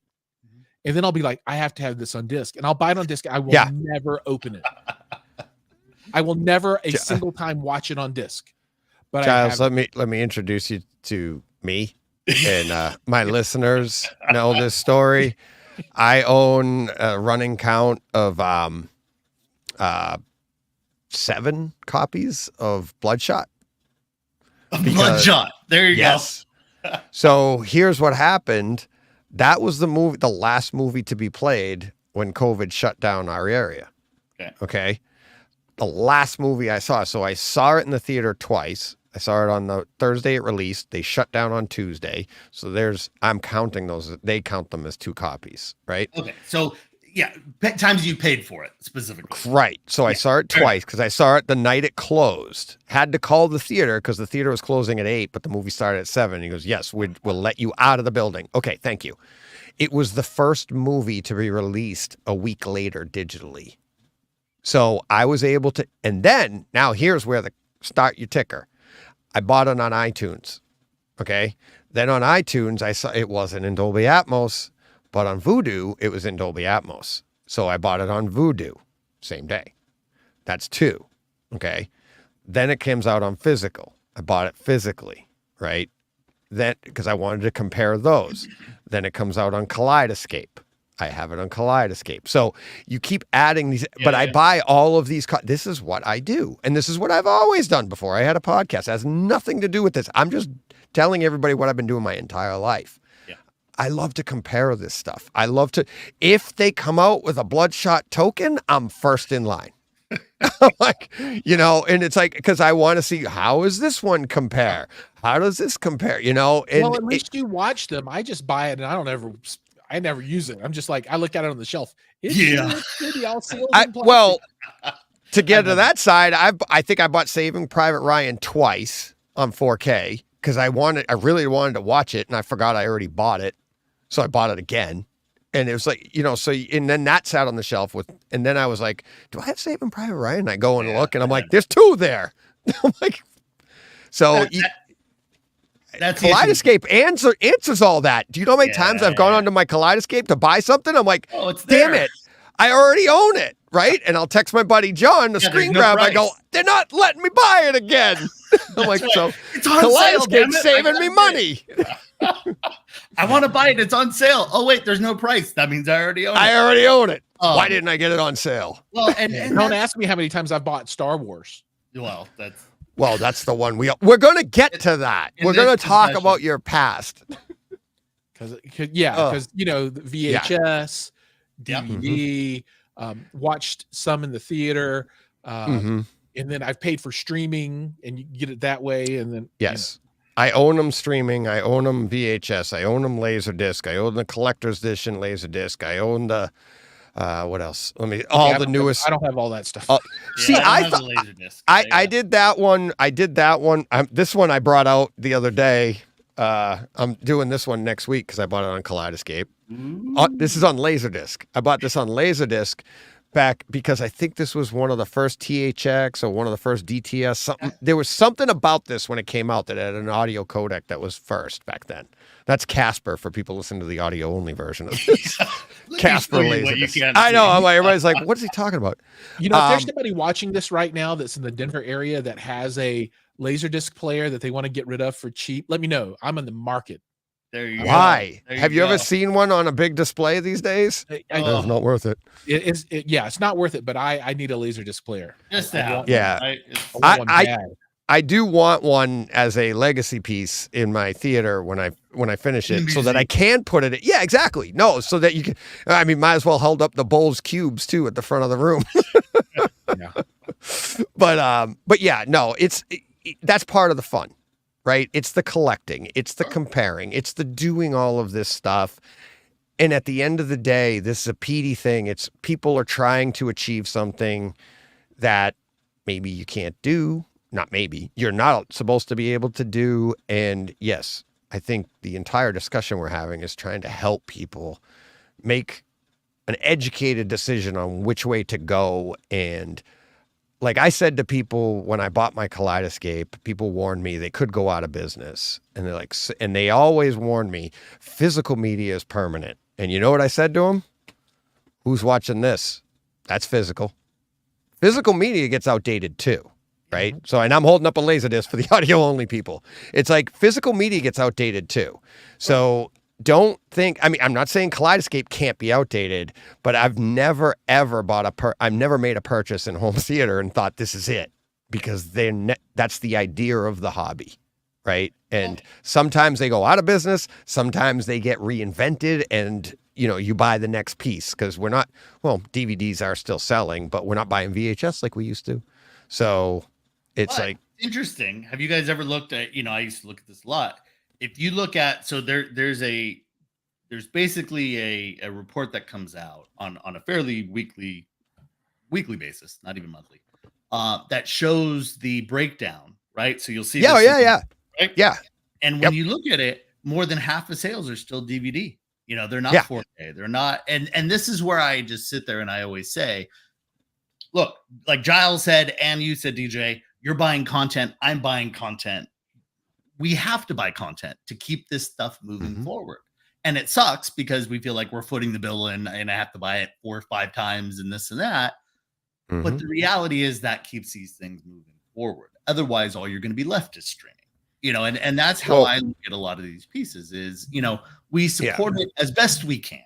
Yes, we want deals. Yes, we want this and that. I don't think, much to where Giles was saying, I don't think you're going to see another physical format out there. There's just no point. As you get into at some point 8K, either people aren't going to rebuy it or, what do you do with the disc? Right now you've got a 5-layer 200 gig disc. It's just going to be harder to play back. It's harder for this and that. Now you have to buy new equipment.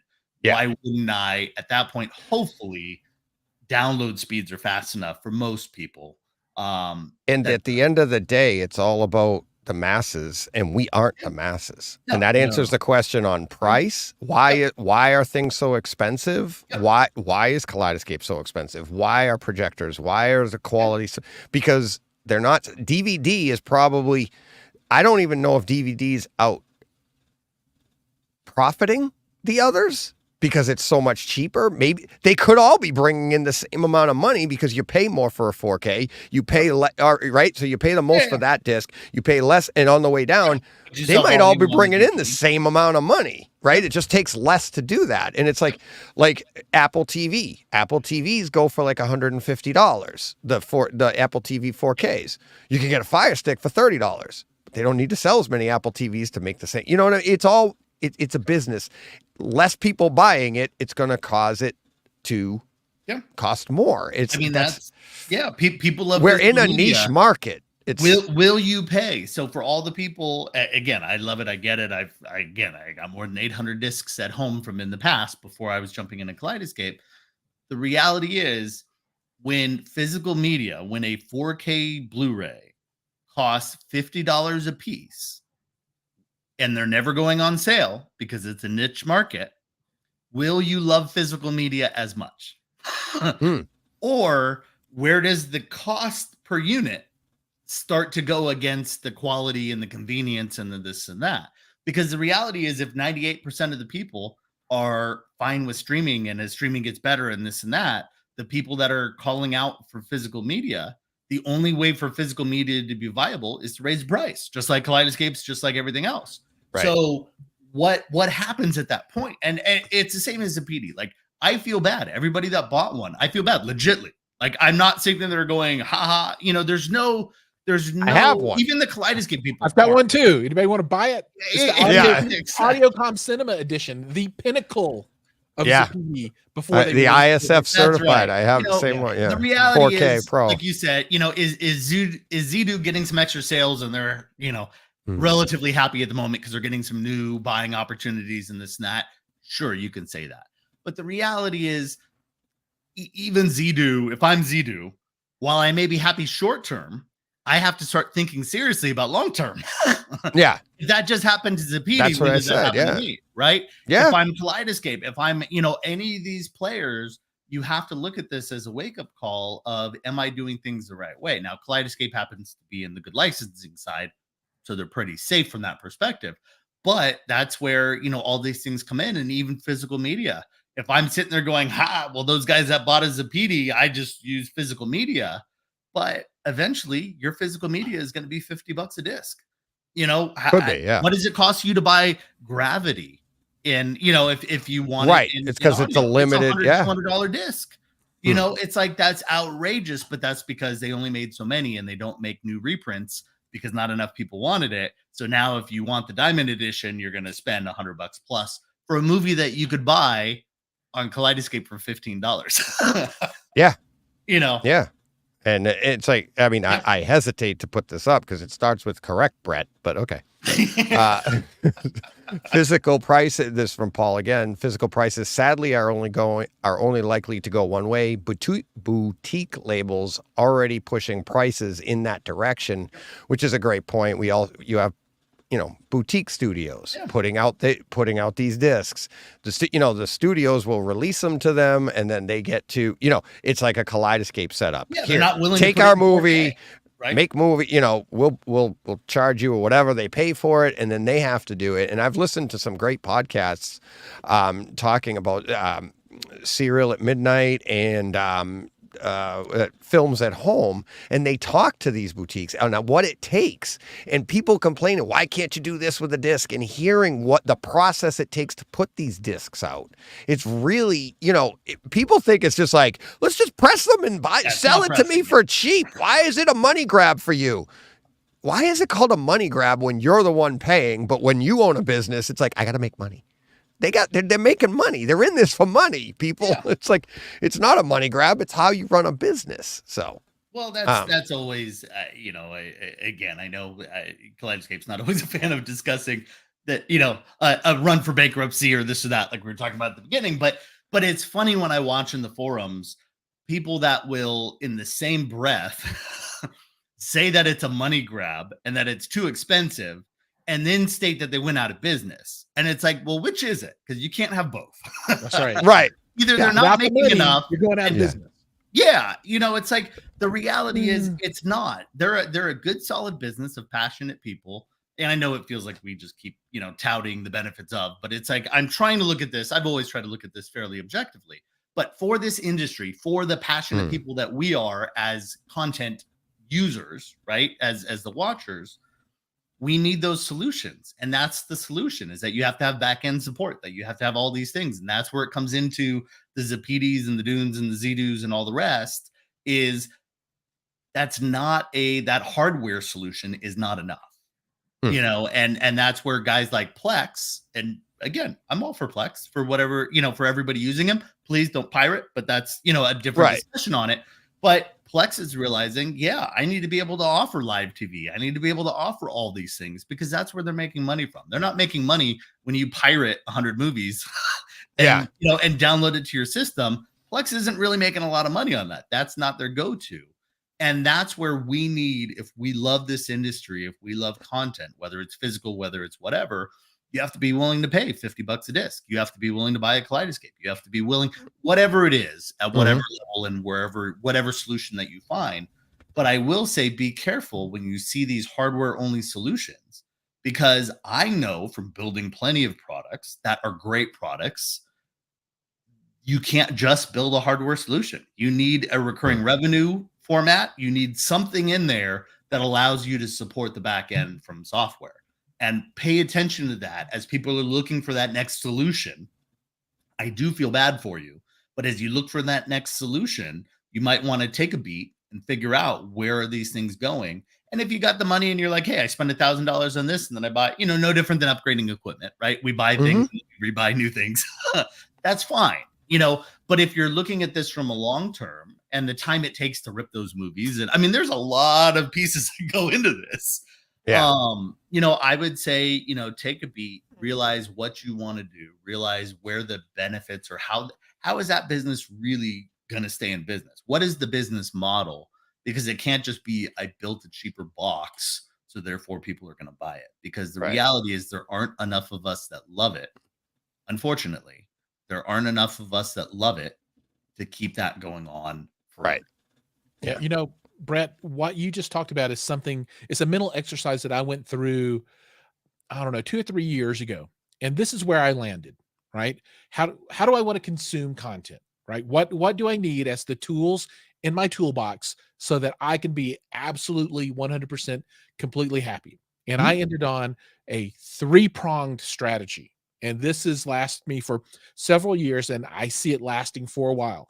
1, I need something that I can stream with, and I use the NVIDIA Shield 99% of the time. Awesome. All right. I need something that I can watch movies on in an easy way that allows me to watch content the way that I want to watch it, and that is Kaleidoscape. And 3, I need something else for all of the other pieces, and that is a disc spinner. And so I'm now Mr. Magnetar there. Though with those 3 tools, I am covered. I don't want to rip. I don't want to spend all the time. I don't want to do things illegally. I want to support movies. So every piece of content that I have, I now pay for, right?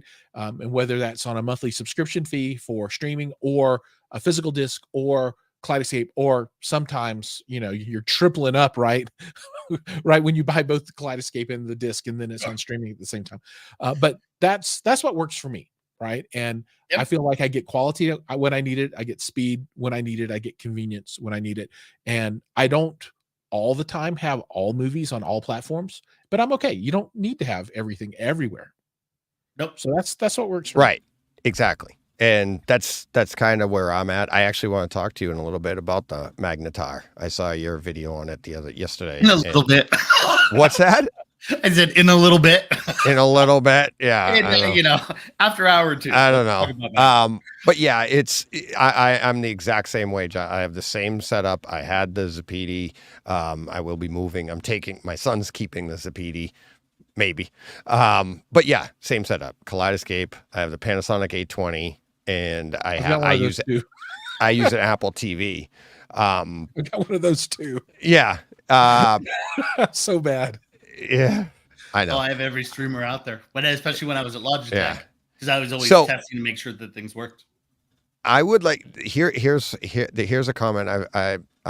Joe Weirs. He says, "God, I wish NVIDIA Shield would frame rate match."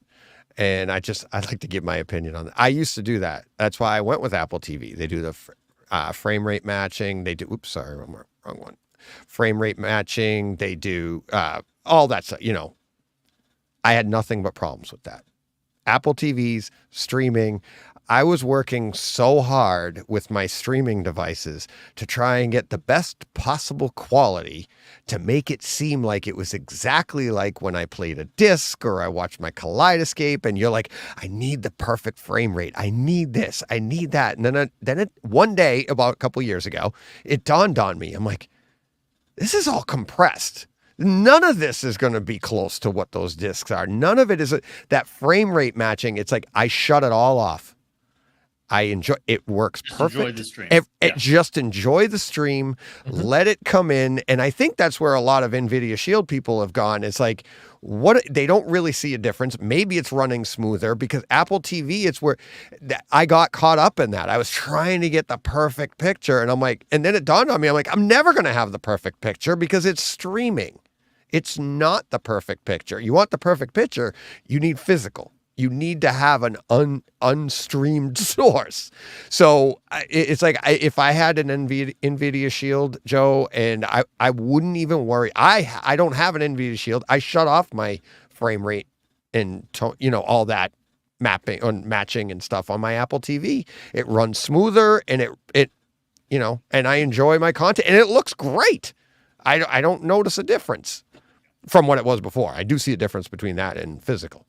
So just want. I'm right there with you. I don't worry about any of that stuff. I just, when it comes to streaming, I just stream and have fun and watch it. And Foundation looks great. And I'm like, oh, this is awesome. I think you get into, especially nowadays, there are people that buy, they want a Fire Stick because they're a big Alexa user, right? That makes sense because now I can access all my content by voice. If you're an Apple user, you probably use an Apple TV. If you're anti-Apple, you own a Shield, and then plenty of people that are in the mix in the general. But if you want that Android experience, Shield, is, and a Shield Pro especially. I own all of them. I played with all of them. Again, you'll see in the forums people, I couldn't get Atmos in this, but I can get Atmos on this device, or I get this and that. And it's like, I get that, audio codecs are a little bit more important maybe, than because you're listening to them. But I think it's just watch it on what you want to watch. I bought a Shield, one, because I like to test a lot of stuff, but two, actually for Plex. Because it's a great way. If I can use that, then I can use Plex on a Shield Pro, and then just hook a portable hard drive right into the USB on the back, which you can't do on an Apple. But for the most part, as we've gone, and especially as I moved into a house and had multiple TVs that I needed to put something behind, because I will say, not a big fan of using built-in apps on the TVs yet. I don't think that they're as good. I still like a secondary box, but you can still have the same discussion, right? So we all have our idiosyncrasies, frankly, in how we want to look at this. I'm like, I won't use the free app that's on the, that is basically the same Netflix app. No. I have to go buy a $180 Apple TV unit or this and that. But I think it comes into how do we want to be able to access stuff? And a lot of those things change too. I used to be, I buy an Apple TV because I want to be able to take my wife, because she's a teacher, so they're on Apples typically. So she wants to be able to put her laptop up on the TV. That's easier to do on an Apple TV. Nowadays, it's not, because every TV out there, pretty, even at they all do AirPlay, $300, they all have AirPlay, right? And so, as those things shift, does that again, are we going to stop buying boxes because we're just going to use what's in the TV? But then are we taking that downgrade from the TV because, it's no different than the speakers in the TV discussion, right? Versus a soundbar versus an 18 channel, 30 channel Atmos system. Everybody's got their breaking point, and when and where and what rooms do I find this to be an important piece? That's my wallet. I see. That's usually how I go. But yeah, it's like, okay, I got a TV in the kitchen nook. Do I really need, X, Y, and Z to go along with that? Or am I fine with the app that's just built? Oh man, I went through that exact issue with the kitchen nook TV. Well, you have a frame in there, don't you? I've got a frame, and I remember I've got that a video. box behind the frame in the wall, right? So I installed the stuff, and it's in there, and it's all nice and flush. And I used to have a NVIDIA Shield plugged in there, and I ripped it all out. I used the internal apps on the TV, and that is where we watch most of our TV. And just on the most crappy sound bar that Samsung makes, the little 820 or whatever it is, right? 805B, I forget what it is, a little tiny skinny one, a 55-inch frame. It's not big, man, but we're close to it. And then the built-in apps, and it's got everything, and it just works. Yeah, and there's no Atmos, not really. Yeah. Or at least it's fake, however it's running through, right? But even then, no, and I think that's where people have to look, right? You can't bash. I watch the forums, and I always feel bad when people are, a soundbar, that's not a real home theater, or a Sonos system, that's not a real home theater. Look, I get what you're saying. I've got bigger systems than most, and a lot of these things, and I'm blessed from that perspective. But it's like we're all investing whatever we have. But I have other rooms that I listen to on a Sonos soundbar, and I have other rooms that will probably be upgraded at some point, but they're on a TV speaker. And they're different, but I have to say, hey, that's what's in there, because it's 20 minutes at a time, or it's at the end of the night, or it's a this or that. But I'm the same guy who also runs a surround sound system in my bedroom, so it's it all just depends on how we're looking at things and what we want. But enjoy the content. I say to people, like, if you started with like a 15 channel system, you don't know anything. That's right. The guy starting with the sound bar and working his way up, the knowledge he's going to gain and know the difference. So if you started with a 15 channel system because you're in your 30s and you made some money and you had somebody install it and you're poo-pooing on the guy starting out and learning, I got news for you. In a few years, he's going to know a lot more than you do. Yep. And it's like, and I'm not saying it's bad. What I'm saying is don't look down on those people, because we all were those people. Yeah. It's like we started with nothing, and then literally when we started, there was nothing. A home theater was literally like, I got an idea. Let's put more speakers in my room. And then they decided to make receivers for us that would sound. Yeah, exactly. And it was, I'm not saying we invented it, but it was literally our market of people doing this. And they're like, maybe we could do this with the receiver. We could put it all into one chassis, and, and that's how that's where we were. And the knowledge you gain from all of that bad audio, all of those bad decisions you made. And it's like, my son-in-law is 24 years old. He's doing everything I did. And he's asking for advice, and he's like, what can I do? And I'm like, just keep doing it. Just keep trying, keep doing it. And at one point I did tell him, I said, I could give you the answer, but you won't learn it. You won't know it. You need to hear. I can't tell you what to look for in a good picture or good sound, because that's up to you as an individual.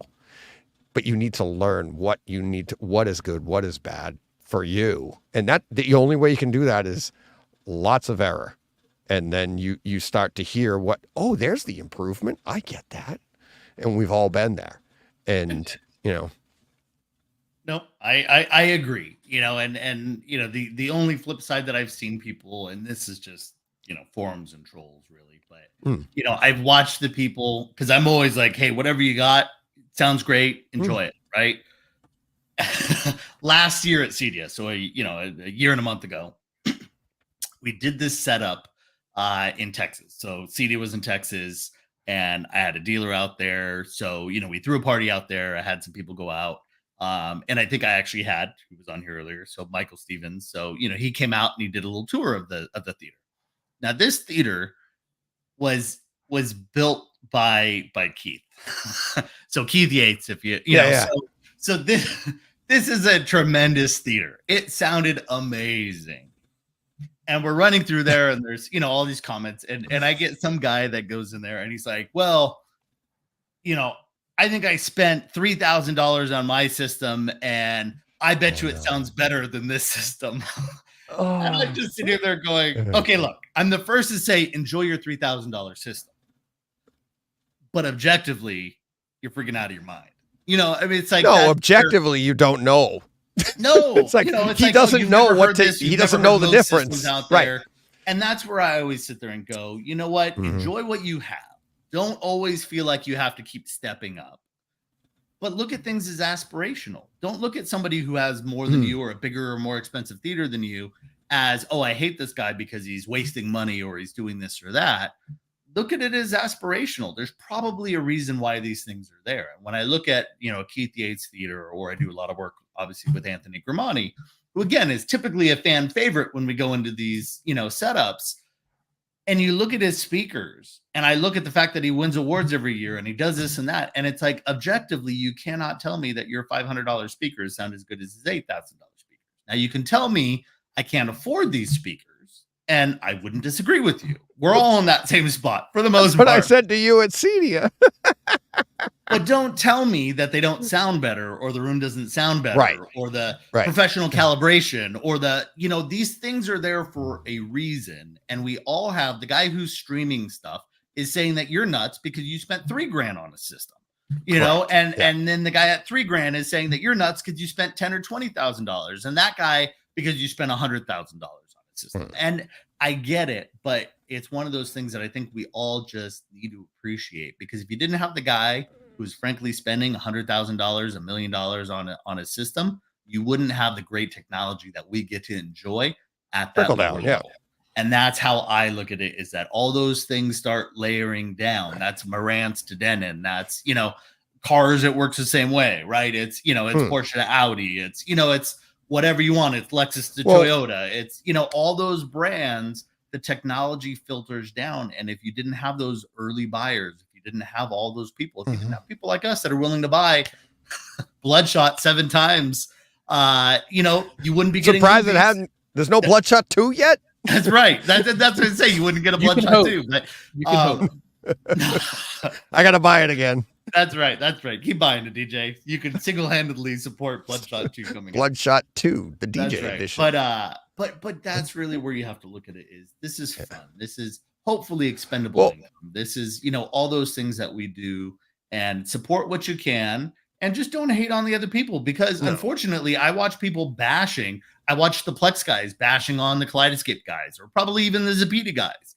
And unfortunately, what you end up with is companies going out of business because they don't get supported, because, nobody wants to jump into a forum. And I used to see this all the time. One or two people would come out on, for Plex users that are just bashing on using anything else. Nobody wants to come in and go, well, I own that, and it's actually pretty good.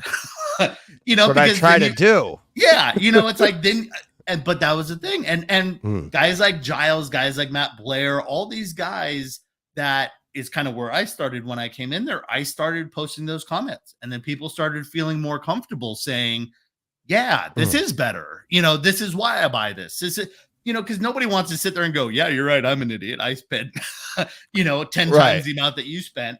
But if you can sit there and somebody's backing you up, and that's really where this industry has to go, is supporting each other, supporting these products, whatever it is, the PD, Zedo, Dune. I think sometimes people build products that they don't have a business case for, and that becomes a problem ultimately long-term. But, all these products deserve to be supported, because all they're trying to do is get DJ better content than he had before, Right. And that's really what this stuff is hopefully all about. And that's what I was just going to ask Jiles. I'm like, try to put your today's brain in the vision that you have now, the hearing that you have now, how you watch and see a movie, and put it in your 20-year-old, 25-year-old self. And it's like, it's that ignorance is bliss. And it's like, do you know what I mean? Like, do you understand what I'm trying to say? Like, people don't understand that as you get more and more knowledge, you see things different, right? Yeah. Yeah, you have to learn. And I remember when I first started out, years ago, and had a VCR player, and I thought it was awesome. And you remember when the front projection televisions were a big thing. You have the huge guns down there, the light or whatever. And it's diamonds and all. Yeah, absolutely. And then I can remember that first 42-inch plasma that cost like $100,000, and then the first LED, and you're like, oh my God, this is crazy. And, and here we are today. Right. I can predict the future. I have a very solid vision of what I think home theater is going to be in 10, 15 years. And it doesn't resemble what we have now. Right. And a lot of people poo-poo my ideas, but I firmly believe that panel TVs, the wall style, small panels, is going to completely take over projection. I think projection is going to go by the wayside, and that's I don't know. That's my not popular opinion of the day. I wouldn't argue that panels will become a thing, but I think there's room for both, because there'll be because my opinion is, and I've had this discussion. What I'm trying to do in my theater is replicate that going to a theater experience, and I'm 53. I think that's going to happen at the real theater too. It may commercial right. Happening. I mean, you have some theaters going into panels. I mean, right. But I'm 53 years old, and not DJ's lifetime. But what I'm saying is like, I have 53 years of experience of having that light behind me shooting an image onto the screen. And that is the experience the silver screen, that it's not shot at you, it's reflected to you, that feeling. And that, even, I mean, I play it in my show, the film reel rolling, it's like that whole entire, not that I get that in my room, but you know what I mean? And it's like, I feel like there will be a niche market for the project. I don't think it'll go away entirely. I do agree that as the prices come down for panels, it will become more accessible. It'll be easier to build an entire wall. It'll be like, Total Recall, and your whole wall, it could look like 1970s wallpaper one minute, and then you can put the news on it, whatever. And it's like you could do all that. I see that as a future, but I also see, like vinyl, like other things, there will be a niche market for the guy, the person that wants to build an old-timey theater in their basement and be able to project it onto I'm not going to use a CRT, and I'm not using reel-to-reel, but you know what I mean? It's like, I don't see it going away entirely. It may become more expensive, or maybe legacy piece like this. Do you think, here's one. Do you think that there can be that vast of an improvement visually in the future that would make something like a projector obsolete? Well, I think that we're there now.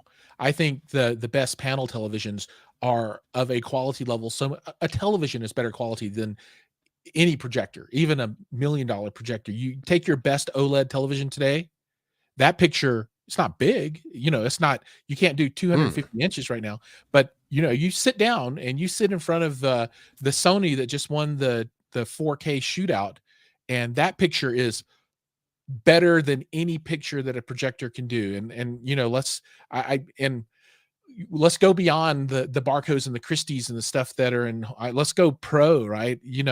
Is the picture's better. We're there. The picture is better. Now is that something that I've had this discussion. I had it today with my projector guy. Is that something that people would want? I don't know if I would want that, because that you know what I mean? And it's like, I'm not saying that isn't going to be more popular. You're correct. OLEDs are more popular, but I think even if you could get an OLED, if I could have a 110 OLED on my wall, I am not 100% sure I'd be like, this isn't exactly like a theater. This is like an OLED on my wall.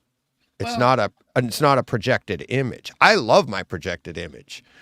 I have an OLED upstairs, and it's like, to watch a movie, there's, it's that environment. It's it's the aesthetics. It is that, like, it isn't dead on black, but when I went to the movies for the last 50 years, it never was dead on black.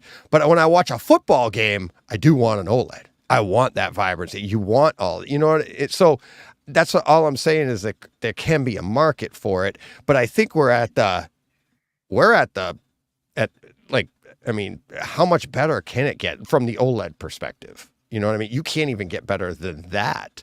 What if projectors could get that good?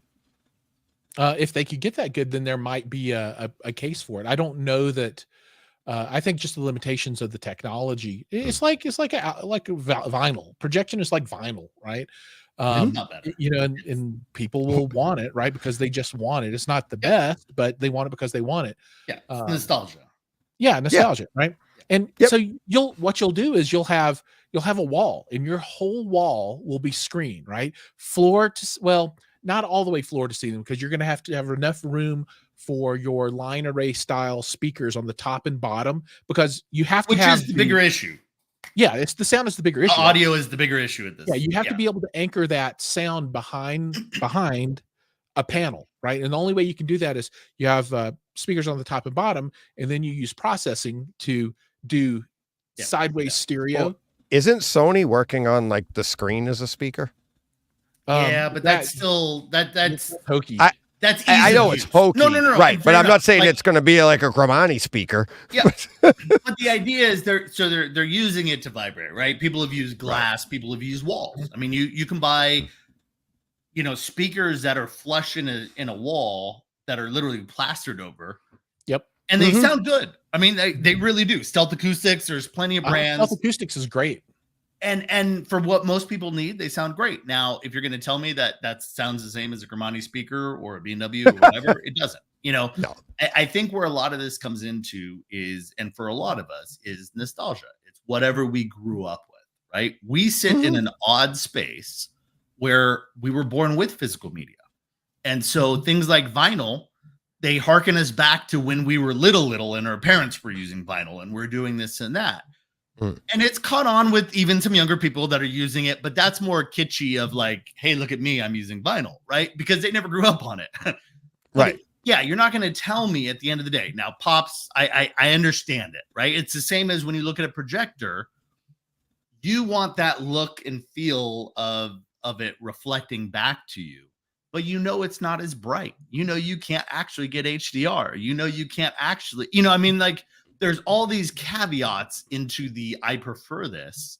Whereas when you start looking at screens now, when you start getting into 150 inches, 200 inches, like multi-panel pieces, you're still looking at a subsection where now you're looking at dot pitch. You're looking at all these. Sorry, I'm getting a little technical. Yeah, and that's and it's still expensive. That hasn't gotten there yet, right? Yeah. But Right. if I just want to look at like, okay, well, how much do I need to spend when you start getting into 150 inch and plus projector to do it in a good size room?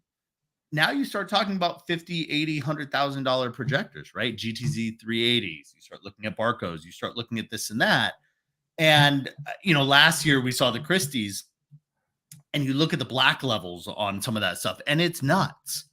And then you start looking at the price and you're sitting there going, this is what else could nuts. I do? Yeah, that's nuts Yeah. too. And I think that's where it comes in where, like Giles said, I mean, you go into, I always, for some reason, I always think about it. So like Fahrenheit 451, right? So old school book that goes in there and it talks about the future. But whenever you look at the future, but even look at movies and everything else, they always show it's the wall on the, your wall is a TV, right? You look out it and you change what the outdoor looks like. And, do I want it to be in Aspen today or do I want it to be in a desert? You can't do that with a projector because the reality is you stand up and you block it. The reality is it doesn't get as bright. The reality is it takes a huge amount of space and it requires ventilation or you hear fans and you don't have any of those issues with a front panel, with some sort of panel LED. Yeah, direct view screen. Direct view screen.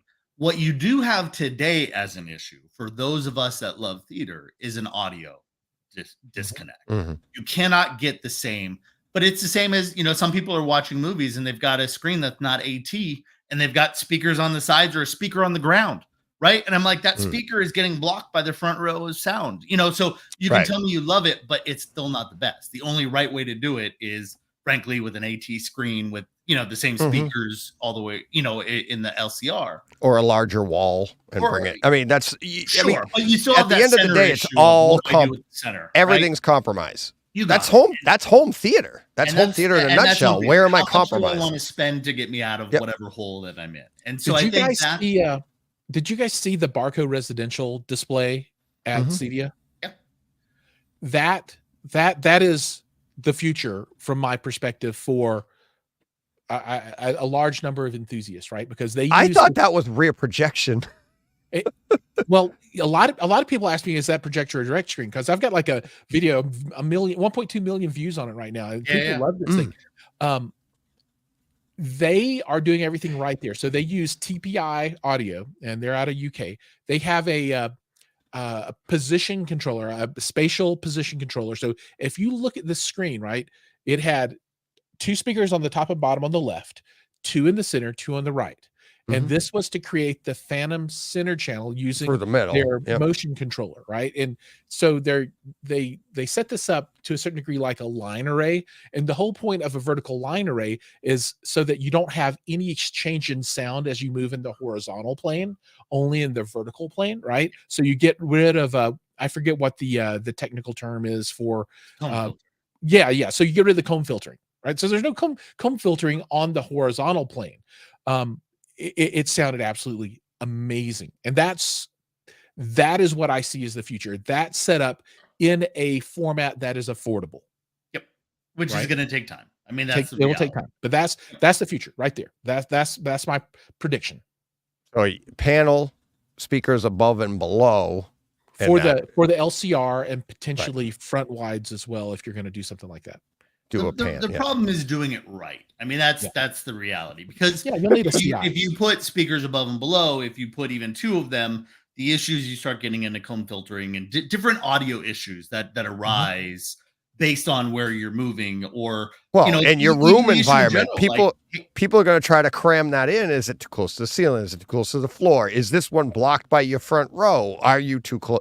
Are you sitting too close now? Because if you're too close, you're not going to be at the right point to get the correct imaging. and that's the issue with audio. Oh, yeah, and that's the most, again, those are the compromises that we all go through, and we've been going through for 30 plus years. And right? yet, when I listen to my Sonos and it's a soundbar that sits above the TV, it sounds just fine. That's pretty good, huh? Yeah. That's the reality of I it, get right? it. You know, we get nitpicky when we start talking about theaters and all the rest. But when I listen to a speaker, or I listen to 20-year-old speakers that I have in my old house, and I have my center channel above, you know, and it's like, and a lot of people put it below, but I'm like, in my mind, where is the head on the screen? It's towards the top third. So I want my speaker above, because as it's coming down to me, it sounds like it's coming from the screen. You know, we all have different ways to look at it, but there is also certain technical aspects that we think our mind, or, you know, we think it's the better way, or we think it's right because it's what's in our house, and it's not. You know, the reality is the science doesn't, you know, stand up to what's going on with it. And I think that's the reality. And, you know, different topic, we won't seriously dive into it, but like RP22, which is something that I know you guys saw, not all the consumers understand it, but like at CEDIA, we basically had a new standard for CEDIA that came out for immersive audio, right? It's Atmos, it's, you know, where speakers should be aligned. And we've had these discussions for years where, you know, are you in an Atmos, or, you know, are you in a Dolby or a DTS camp, right? You know, and the speaker movements and the changes are minimal, but they're there. And so it's like, well, if you build this theater, do you build it for Dolby, you know, for an Atmos system, or do you buy it, or do you build it for DTS? Because they're not exactly the same. And really what RP22's tried to do is, how can we make this so that it works well for both? Because when I watch one movie, it's in Dolby Atmos, and I watch another movie, it's in DTS HD. And it's BS to think that I have to build speakers to fit with one of those standards if it's not an actual standard for the movies. That only hurts. Right. And so, you know, that's where, you know, people can say, oh, well, I like this and I like that, and this is fine, or I like a speaker above and below because now I get good coverage depending on what row I'm in. Well, yes, except for if you're in the back row and you can't quite get the front speaker, you're still getting reflections off the lower speaker, and that's what creates what they call comb filtering. So, you know, it's like there is science to this. It's not just build shit the way that I want to.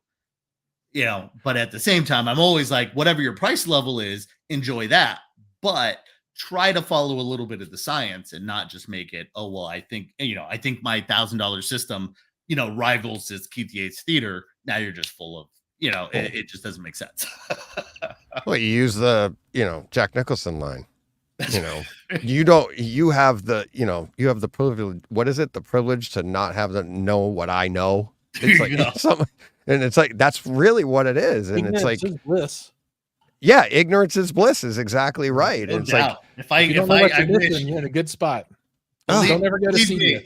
I've got the worst of it because I get to demo all these systems. I've worked for Bowers. I've worked for Grimani. I've worked, you know, and that means I listen to all these systems and I'm like, and then I go home and I'm like, oh, go home. Right. Now I need to upgrade.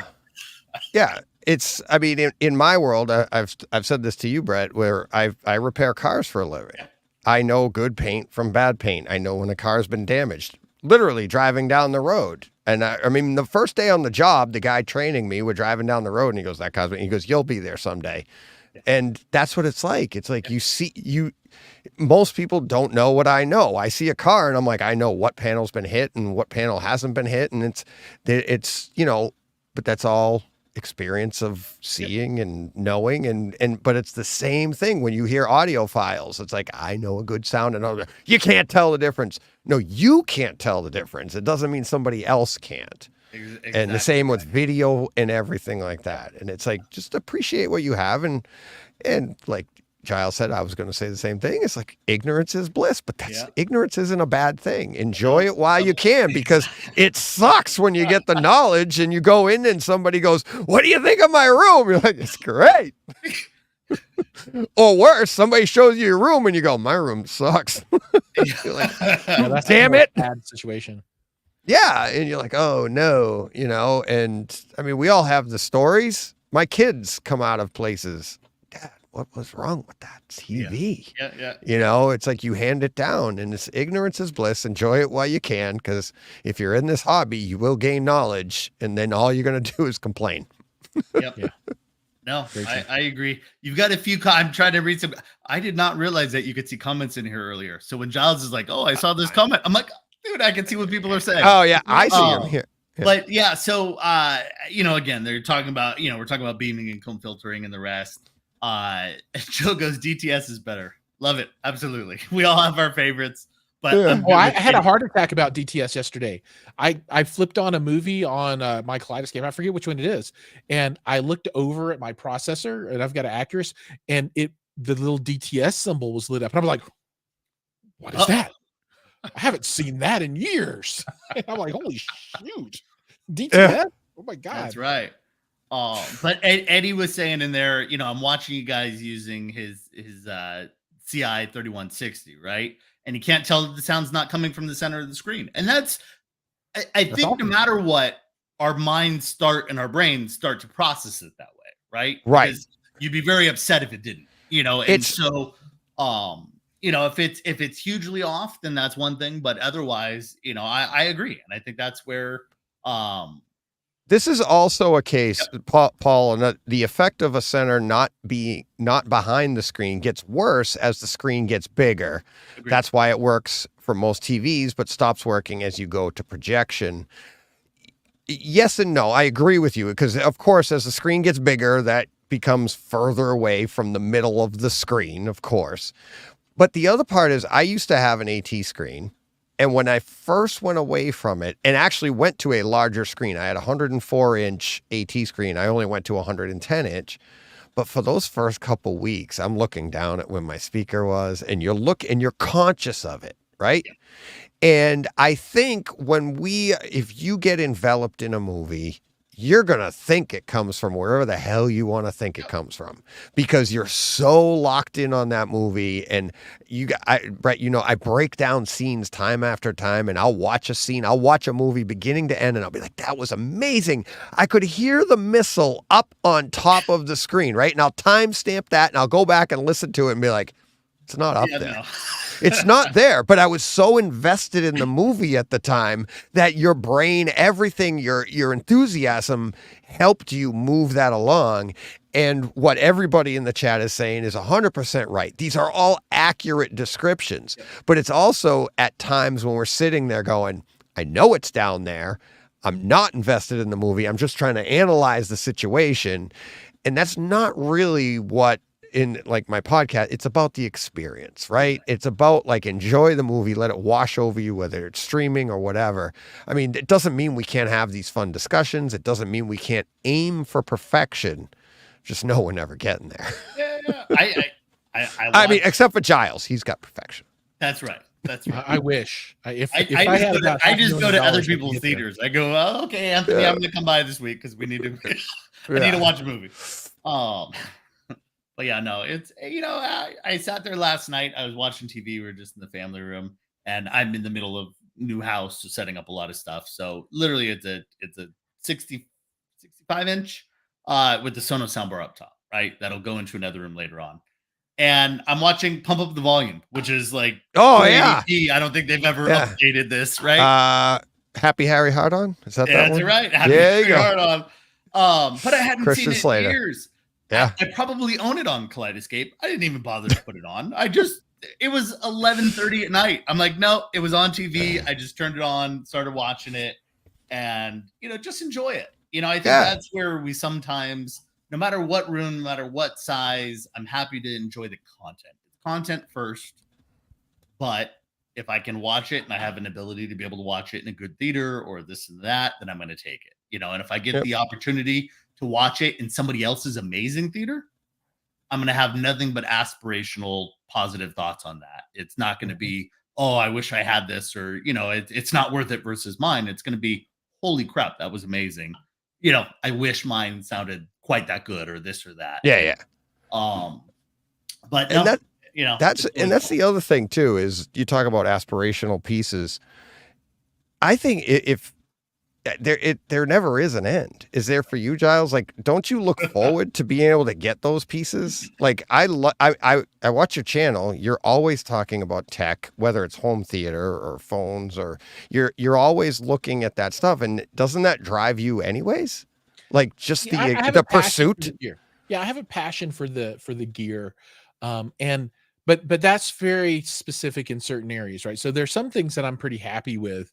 Like in 2-channel world, I think I've reached where I need to be at, right? I'm not really, I have a, I don't know. I have this, so I'm in my office and I have the patented trademark Jiles McCoy office hi-fi 2-channel test room here.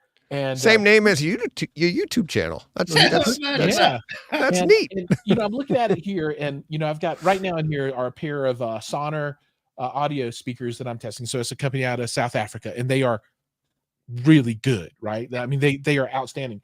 And I've got like a beta version of a Stark Sound amplifier, and it's going to retail. It's going to be like $8,000 or something. But then I've got like a Weem Pro Plus stuck into a Gishelli DAC, right, which runs into a topping preamp, and all of that stuff. That's like, I don't know, $600 or something all in, and it sounds perfect, right? And then I got a couple of subwoofers, and I do stereo subs on it, right? But for me, I don't need more than that for a 2-channel. So it's good enough. I'm not really chasing after anything there. I like the equipment. I like to do the reviews, and I like to talk about things to help other people that are chasing that next thing. But for me, I'm in a pretty good spot. For theater, the things that I want to chase after are things that I can't really afford to do. So I just hope to have opportunities to talk about them at some point. So I want to do a full AES 67 system, right? Yep. And I need all new amplifiers. I need a processor, and you need $60,000 to get in or something like. Well, maybe not that much, but a lot, right? So what's the Storm processor? $20,000 just for the processor, and then you need 16 channels of amplification or something, and that. So I don't have that. And it's at a level, because it's not just any amp. It's an amp for networking technology, right? So it's got to be right. You need to go talk to Mr. Gramani and be like, I need some of your speakers with amplification. Yeah. Now let me ask you this though. I got you hooked up when you get there, though, Joss.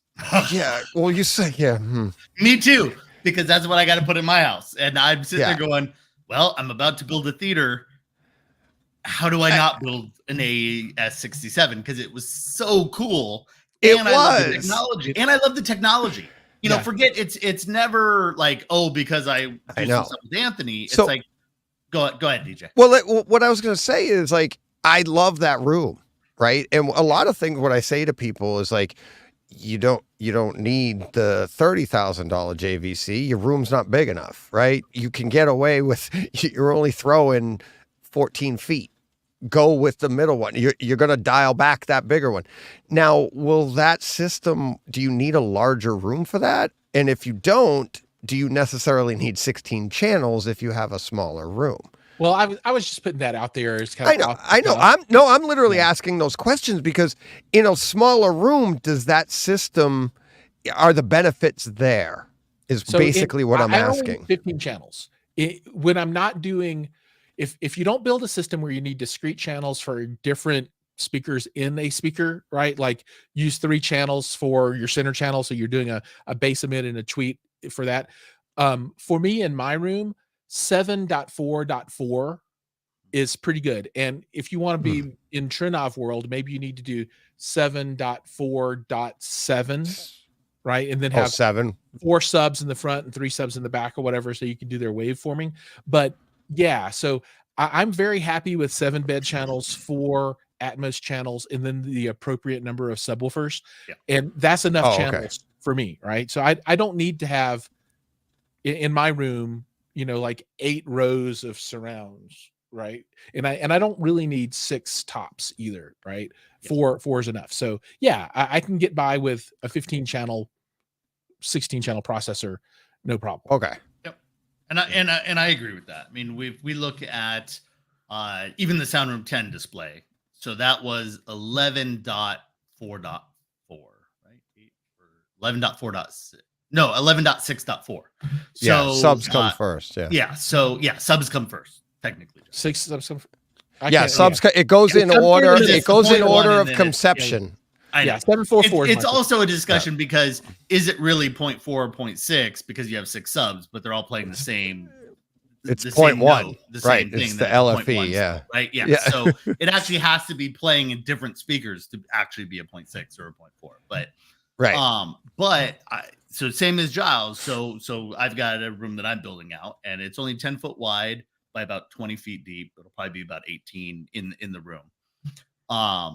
And so I think if you're talking, top channels, so we call them Atmos, but really they're not Atmos. They're they're top channels. They're top Overheads. Atmos is the whole thing, right? So, but if you look at your overheads, if you look at your ceiling, your top channels, if you have 2, that's great.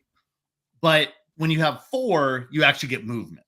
Whereas if you have 2, it's still moving, but that's the balance, that's the fake that's going between that speaker and the next speaker, right? And it's changing the position and the timing to be able to make it sound like it's moving over. They're helping to pull the height of the bed layer speakers up a little bit. That's really all they're doing. And then when we get in, I mean, a great system at 5, a 5.1 great system is better than a 16 channel crappy system. The reality is there's a lot to go with that. So, can you get more from a 5 to a 7? I think yes. When you start getting into 11s and the rest, depending on your size, depending on a lot of those things, sure, it's worth it. But I think getting 7, so you've got your 3 up front, you've got enough on the side, and you've got some in the rear, is really getting you enough envelopment. And then, the way that I've looked at it, and this comes from Anthony, this comes from, Keith will sometimes look at things in like massive quantities. He runs software that actually tells him how many speakers, how many subwoofers, and where do they go. But, if you look at, a lot of the data for years that have gone through, it's 4 subs, right? If you have one big sub, the reality is you have a hot spot, you have a cold spot, because you had no consistency. Yeah, it's really rough with 1. Exactly. You add 2, but then I'll watch people and they put 2 in the front, and I'm like, that's not really helping that because you're still getting the same directional issues, right? And you know where they get that from? All the ads. No, the ads. Because the ads, if you're going to show 2 subs, you have to put them in the shot. Sure. So they have to be up front. Yeah, by the way, there's one in the back. You can't see. Right. And they think that's where they go. It's like, that's not an instructional manual. That's a commercial. Exactly. Right. So you got to show them. Now it's funny. And I did a webinar. In this case, it was for dealers, for integrators. But we're going to do a consumer one where, and same thing in Sound Room 10. So in Sound Room 10, we actually had 4 subs. So basically, one in each side, in this case in the corners. And then we had 2 infrasonic subs, and this comes in, infrasonics is a whole discussion. So we won't even, we'll do it another time. But basically the idea is that, when you have a sub, you have modes, right? So, you have resonant frequencies and things like that. So, as the room goes up and down, but a wave could still be 20 feet. When you get into infrasonic, so when you start getting at really below 40 hertz, but as you get 40 hertz and as you get into 15, as you get into even 10, those modal changes, the wave is so long, it doesn't matter. There's generally speaking no resonant frequencies in that room. So now you can actually put that infrasonic sub anywhere you want because it doesn't matter as much. So that's where in the case of Sound Room 10, we had the subs, the 4 subs positioned exactly where we wanted, in this case in the corners. But then the front, the 2 infrasonics were just right up front because they don't have the same modal issues that you have with the other subs, the other frequencies and the other subs. And this is where a lot of, again, technology comes into it. But the idea is, as you're bringing in subs, putting 4 smaller subs in a room is going to make that room sound better than having one big old sub. One big sub, 2 big old subs 100%. That are sitting in the front of the room. There's no doubt. And so, people just look at it and they're like, oh, I want bigger, or I want this and that. Or, we look at subs and they're like, oh, here's a 50-inch sub. And it's like, no. Well, they want a big sub, and then you go, well, you should get 4. And they go, well, I can't afford 4 big subs. No, get 4 smaller ones. Exactly. You need the certain amount of wattage out of your sub system, right? So if you get one big sub, you're not going to spread it out as evenly as if you get for like half size of that sub, and that it's going to spread it out a lot nicer. And that's the reality. You're looking at equal SPL, right? So you want equal sound pressure in all the seats, because I watch people and they'll buy, they'll have 8, 12 plus seats in a theater, right? So you spent all this money for the size, you spent money for the seats, you spent money for all this and that, and you're happy in your captain's chair, which, like, more power to you. But nobody else thinks that it sounds as good.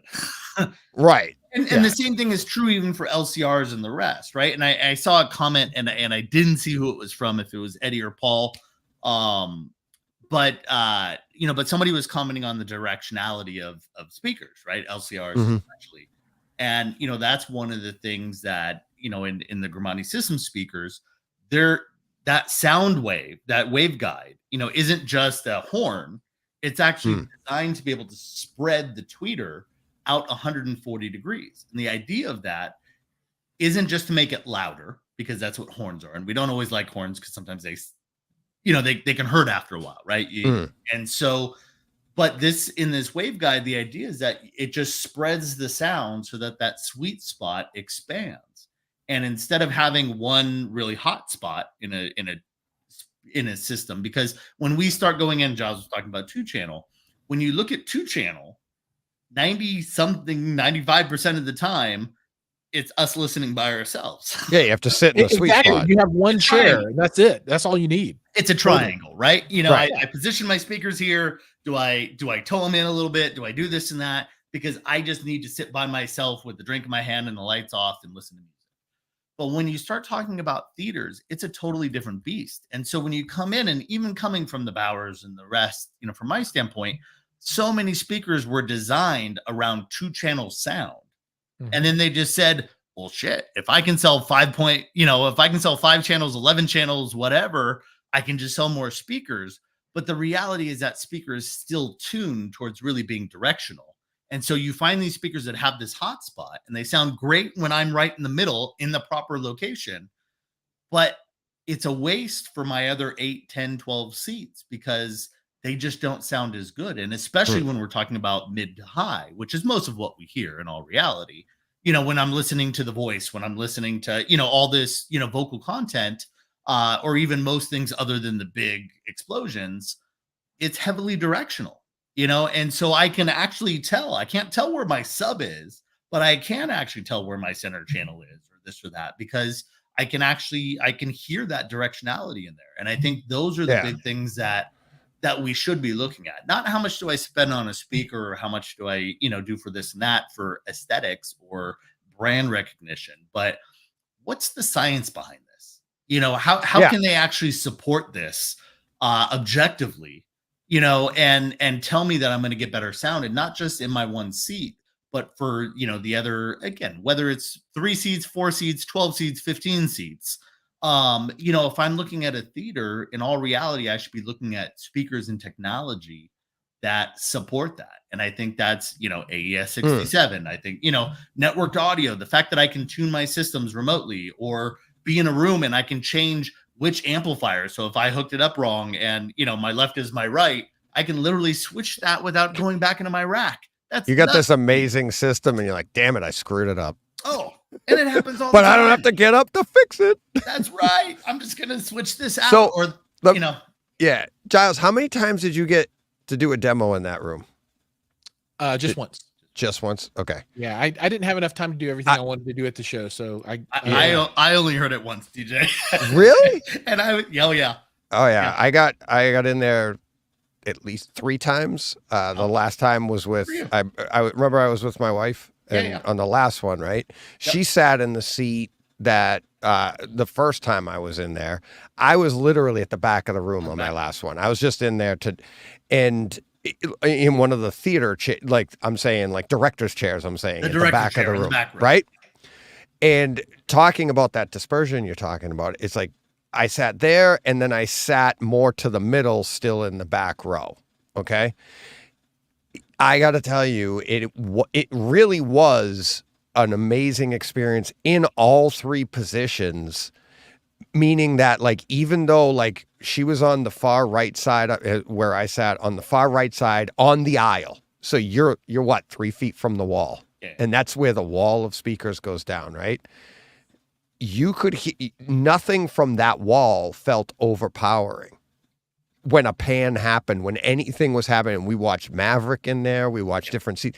And it's like all of these different scenes, even sitting on the director's chairs on the back wall. Yes, I was pushed to the back. Yeah, I you're on could the back wall. I could hear that a little bit more, but you have the advantage of ceiling height because you had the rear channels right there. But it still was a great experience there. I mean, it was better towards the middle of the room, but not as dramatically better as it is in like my room, where it's like if I'm sitting in the middle, it sounds much better. It's like a true sweet spot. Right, but it's like if I moved a seat over, my dialogue moves, everything. It doesn't pan the same way. In this room, everything felt correct, no matter where your seat was, and it was just better towards the middle. But I mean, I think that is really amazing. I don't know if I can afford to get that experience. Sure. For the guy sitting on the end. And that room represents half of my future state of home theater, right?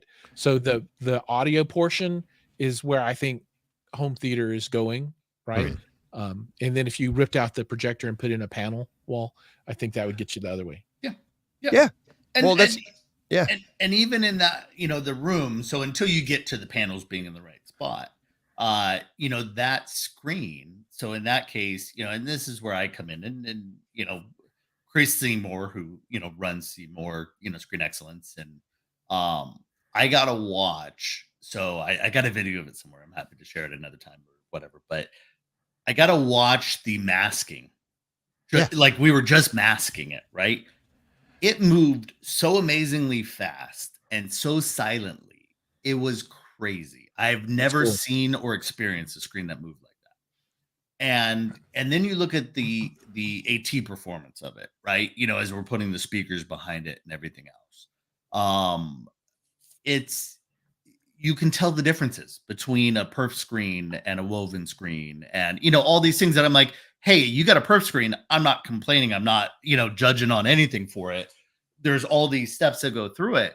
But if you can get a woven screen, you cannot tell me that the technology isn't better because I'm not missing holes in my screen, right? Those are pixels, effectively, that are missing on the screen. That's what the woven technology where, when you're looking at a perf screen, the idea is that the audio is really coming through the holes, right? More clearly, but that's still only like, that much. It's 10% of the screen. When you have a woven screen, it's actually coming through. And so the idea is, yes, it drops it down a little bit, but it drops it down evenly. So all you have to do is have enough headroom to turn it up, meaning that there's a dB reduction because there's something in front of the speaker. You can't not have even a speaker grow. There's a compromise that can be compensated with equalization. But the problem, and even so, yes, but the issue is with a lot of materials when you put it in front of a speaker, it lets the low frequencies pass, but more readily than the higher frequencies or the mid frequencies. So the problem is that you end up getting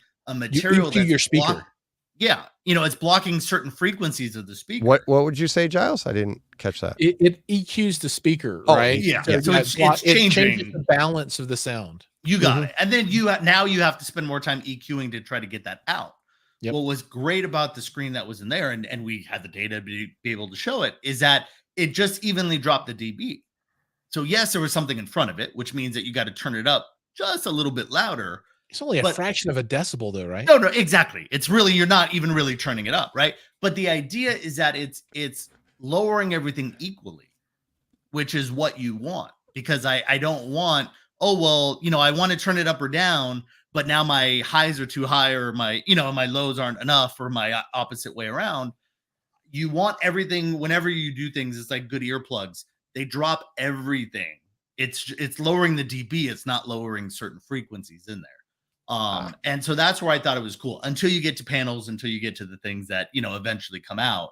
I think it was great, but then we still talk about things. I love the Barco and props for Barco for letting us borrow it, but I'm like, yeah, give me a JVC, give me a Sony. There's plenty of ways to make that room more palatable from a consumer point. Yeah. From a consumer's perspective. But what I wouldn't give up, and to Giles' point, I wouldn't change the technology that's in that room from an audio perspective. I wouldn't change the amount of speakers and the envelopment that comes around it, and all those things. You could put more speakers in, you could do this and that, you could boost up the amplifiers, but the reality is half the time we weren't even using all the amplifier headroom that was in that room. So it's interesting to look at that. And DJ, you brought up a great point where, and we saw this with a few people, if you were sitting in those director chairs in the back, the problem with a show like Cedia is that you're trying to get as many people as you can in. If you only put 8 people in there, that line would have taken you a third longer to go through. Right. Yeah. So it's a backup between, do I put 4 amazing seats in one row? Do I put, 8 seats in that are almost just as great? Or do I throw some director chairs in the back so I can keep the line moving so that, people don't have to wait more than 30, 40 minutes? And that's the back and forth. And so we had a few people, like you said, that went in multiple times. And if somebody told us, I was in the director chair in the last time and it sounded great, to Giles' point, like I heard it sounded good from the mids and the highs, but that subwoofer was sitting right next to me, or the rears were sitting like literally like this. Then we would give them the middle or the front row so that they could get a different experience in there. Because we tried. If somebody brought it up, we didn't know if you went through 3 times and nobody ever said anything. But occasionally it's a good room, but it's no Bloodshot. At least I didn't have to pay to go in 3 times. But, that's true too. It was free. That's right. That's right. Just keep going. But that's the thing. If we were building the room, for DJ or for Giles, we would never put that director's row back there, right? You wouldn't do it because, and right. Anthony brought up a good point when you look at a lot of rooms, and again, it's all the room and what you enjoy, but like you should not have your seats up on the back wall. Right. Because the reality is those rears are right there. You can't get the right angles to be able to truly pull that off versus being, let's say a third of the way in or 2/3 of the way or half the way into the room from the front. Yeah. It really comes into room design and acoustics. And not just trying to squeeze as many chairs as you can in, which is what we sometimes do at Cedia, which I saw in all the other rooms as well, where, you're just, people squeezing in the Alcon's room and this and that. Because you're trying to get people in the room and nobody wants to wait an hour. This isn't Disneyland. No. But when I came home and I did my podcast on Tuesday, it's like I did my top 5 home theater rooms, the experiences in there. And I had Trinov and Grimani room as like A and B, 1A, 1B. Grimani, I gave the push for like what you were saying, Giles, is because I'm like, they were both great experiences, but I felt like the Grimani room had the tech that it was more for the regular consumer. I felt like the tech in the Trinov room with that waveforming, the room itself being a design, like you can call up and have your room built and they'll ship it to you. That's never coming down to our level, right? And even the waveforming is like, do you really need it? And they're like, well, you can do it with 5, 3 at the front, 2 in the back. Yeah. But at the same time, I talked to a bunch of people and they're like, you can get that same idea of cancellation with room treatments. Yeah. So it's a tech that you don't. Or just 4 subs in the middle or the corners of the room. Right. I mean, but you know what I mean? It's forever. Like it's a tech that it's not necessarily going to be that entire environment. It was amazing. It's an amazing experience. It was an amazing room. Just like, the Grimani room, an amazing experience, amazing room. But that future technology, I think that is where, it's just going to simplify potentially, and I was saying this to Chris, it was like potentially this could solve maybe even some HDMI issues in the future. Like how far do we push this entire network idea? Oh, you push it all the way. HDMI will go away and it'll be replaced by 100 gig fiber. Yeah. And the balance, I've been using balance for years, right? Which is just cat cable with a box on each side. So it won't even be that though. It'll be true IP. It'll be Ethernet. Yeah, internet protocol. Yeah. Which is just to say, so now the box is inside the source, right? Or, so, Yeah, I mean, but I agree. I think it's, it's all the way for all of it. I mean, if I can just terminate, be it fiber, cat, whatever, but in a digital format, I'm reducing the amount of D to A's to A to D's to D to A's that we're putting into our systems now. It removes, which is my favorite part, it removes ground loop hums. The reality is we were all chasing down these hums because my subwoofer is in the room and on a different outlet than my rack, which is in another, area, which And is then I in a string different. this other copper cable. Yeah. And that's why we have ground loops, right? I mean, even in a rack, you have different grounds that are technically between the different products and the rack itself. And that's why we ground racks and, all these things that you do when you start getting super crazy, grounding rods in the ground. I mean, some people get hugely, and more power to you. They're right, but you're squeezing percentages, right? The last 1%. But if you can eliminate that because it's digital, and that was the first thing that caught me when I was first kind of learning about networked audio and AES-67 in this room was, so I don't need a grounded cat cable, first off, because if you ground it, now you start having grounding issues, but it's a floating cable. I don't have ground loop issues. There's no my source to my AVR to my amplifier. None of those pieces are in there. And that noise, that hum, those are the things that we chase down. In my mind, those are the dragons that I'm always trying to squeeze out. If I can get rid of that and keep as much of this in the digital format as possible, that's going to make even a medium quality speaker sound that much better. Right. Because it lowers the noise floor. Yeah, because I've lowered the noise floor. No different than lowering the noise floor in the room with acoustics and room treatment and things like that. And no projector. And no projector. I'm bringing it around again. I know. Yeah. There you go. But Wow. those are the things that are there, right? I mean, I watch huge, amazing rooms with a projector in the room, and I'm like, that's noise. Like you can't get around that. And it's a huge, it's a Barco or it's this or that.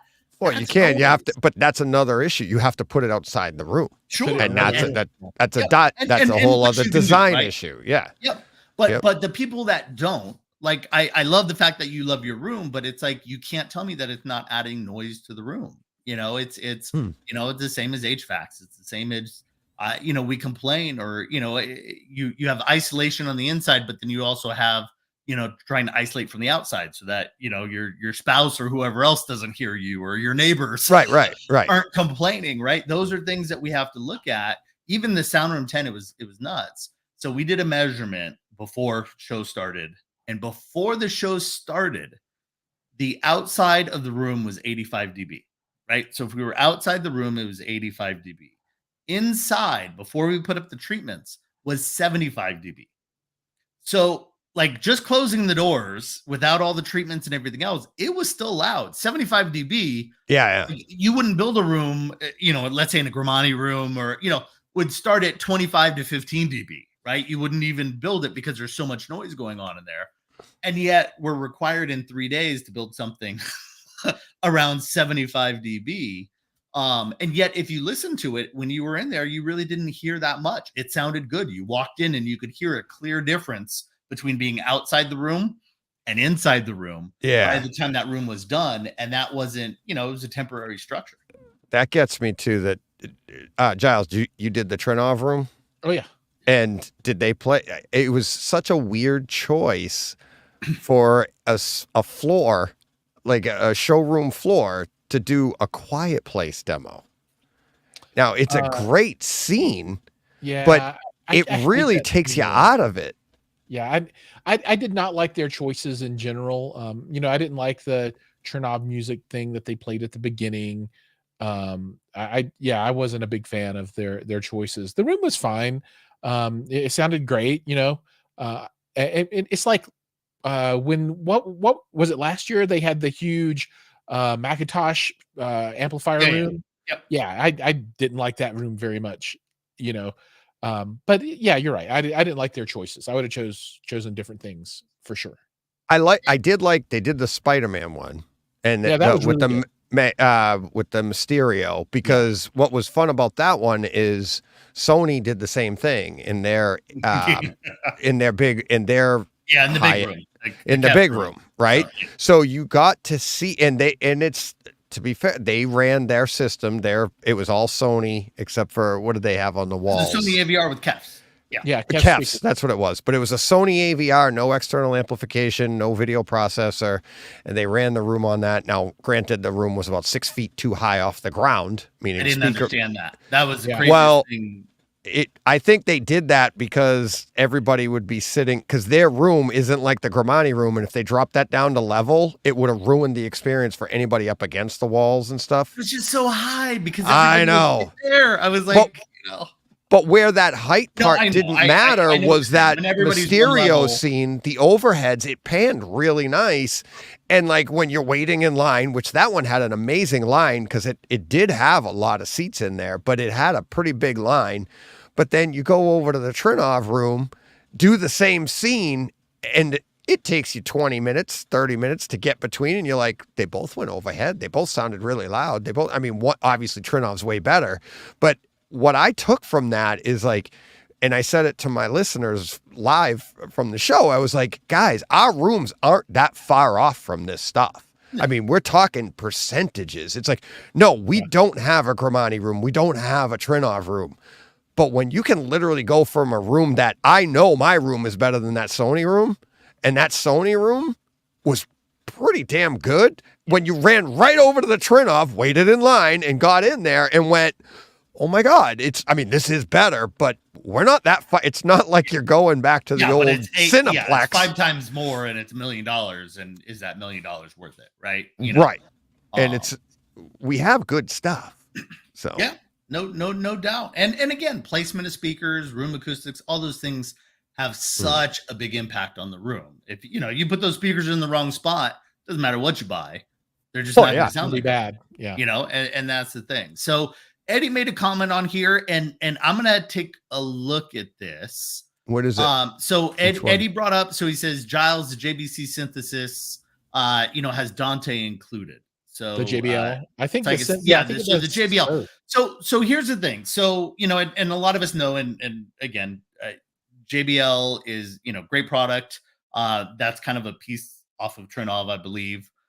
My understanding is that it has Dante, but that Dante is for the 2-channel, that it does not do a full what they call high channel count networked audio. So meaning that you could get an Atmos system or a 16-channel system. So it's I think there's 2 pieces in there. It is a 16-channel processor. It has Dante included, but I don't believe that all 16 channels are able to be Dante controlled. And I will check that out, Giles. All right. I will check that. I will check that out, Giles. I will check that out, Eddie. Thank you. Because that's not a complete statement, but my understanding was that Trinov did not have that technology integrated yet. They have Dante, they have AES 67, but only in a kind of 2-channel, smaller channel count setup, not in a theater count, high channel theater count setup. I will check that out. But as far as I know, effectively at that 20 grand level is kind of where you're starting at the moment. I don't know if digitally they can update that or if it's in the chipset itself. So hardware versus software. But I don't believe that that's the case, Eddie, but I will double check that because I would love it.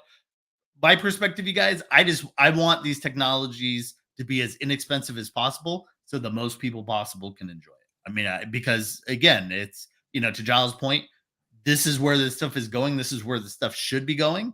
So yeah, I don't want it to be just stuck to the 1%, but like anything, it starts at the top and then works its way down. Right. Okay, so here's the quote. Here's the quote. I'm reading from the JBL instructions. Dante network audio, bridge the gap between residential and commercial applications. All 16 channels of processed audio can be routed on a single Cat5e or Cat6 cable over a standard IP network. Dante is easy to set up and compatible with Dante-enabled JBL synthesis amplifiers. So I think this is a JBL add-on and not part of the Trinov stack. Could be. So I would love if that is correct. And Eddie, that's why I say I put a caveat. I'm going to have to look into this. So thanks for looking that up, Giles. I love that. If you can get that at $7 grand, and get a full Dante or AES 67 experience out of that, that is phenomenal. and I will be talking about JBL synthesis because of that. Like I said. So I'll have to take a look. I'll make a few phone calls in the next day or so to see exactly if there's any caveats in that. But yeah, I'll go off of what Giles said. So based on that and what Eddie's saying, if you can do AES67 or Dante, either protocol. Dante is just a proprietary version of AES67 effectively. So then more power to them. I think that's great. But I will say hugely impressed with what Storm did, and as we were in Sound Room 10 together. Okay. Absolutely. Is that true of all? We'll have to look. I don't. Yeah.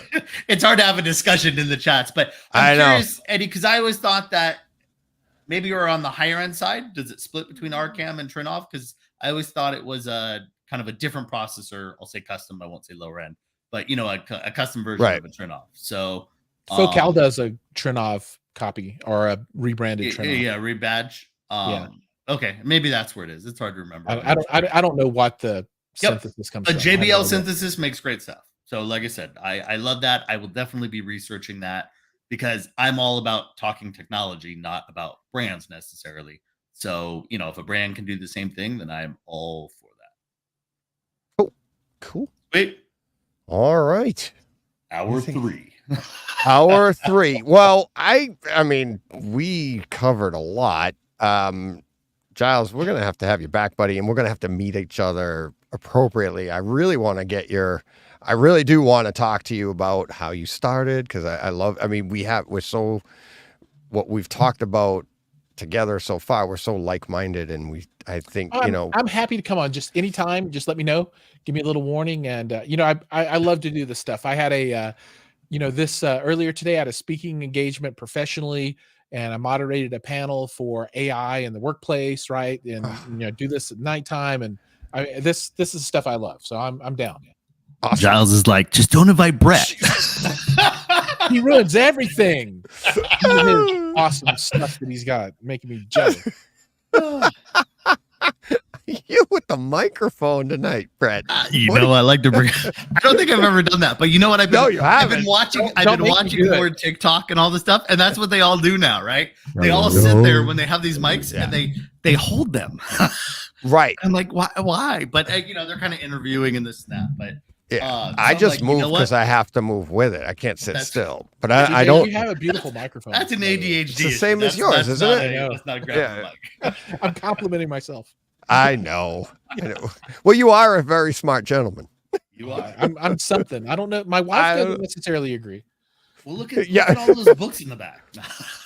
And I've read most of them, even. There you go. Yeah. Are those all books? They look like DVD. Blue. There's only one disc, and that is the disc. That's disc. And that's is that the Dragon? Yeah. Okay. Yeah, that's what I thought. That's the only optical media. Everything else is just paper. Well, okay. This I had to put it by my head. I saw that. That's silver one. Look at that. Impressive. What is that? That's my 100,000 badge from YouTube. Oh, recent, okay. Right, relatively recent. A couple of months ago. Yeah. Oh, well, that's it's recent, totally recent. Yeah. This year. I'll have to have my son 3D print me one. There you go. I got one too. Right. Gold. I want a gold one so bad, but what's that? $1 million? Maybe when I'm 80. $1 million. Yeah. Yeah. Maybe when I'm 80.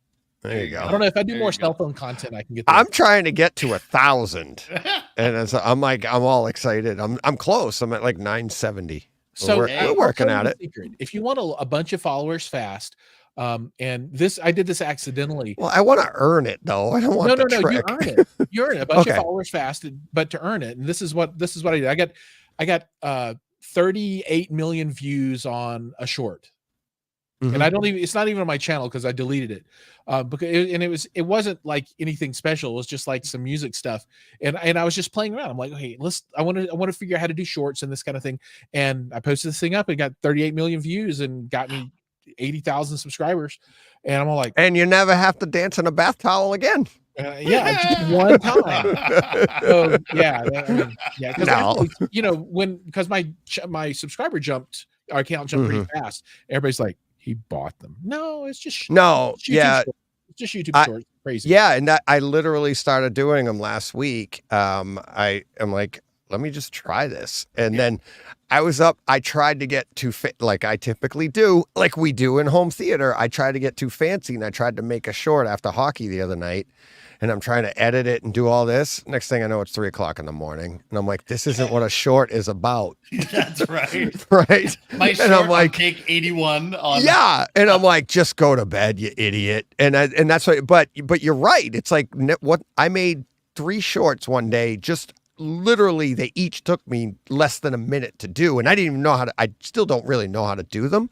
But then next thing I noticed, my little numbers were like, I'm like, I see these spikes. I'm like, what the heck is that? So, yeah, I'm just not savvy in it yet. So yeah, in all YouTube thing. It's another avenue for content. And okay, I just got hate mail today from a guy, and he's all like, I watch your content on a laptop and I don't appreciate the vertical content. Yeah. I'm like, okay, then don't watch those. Watch the ones that are in landscape, right?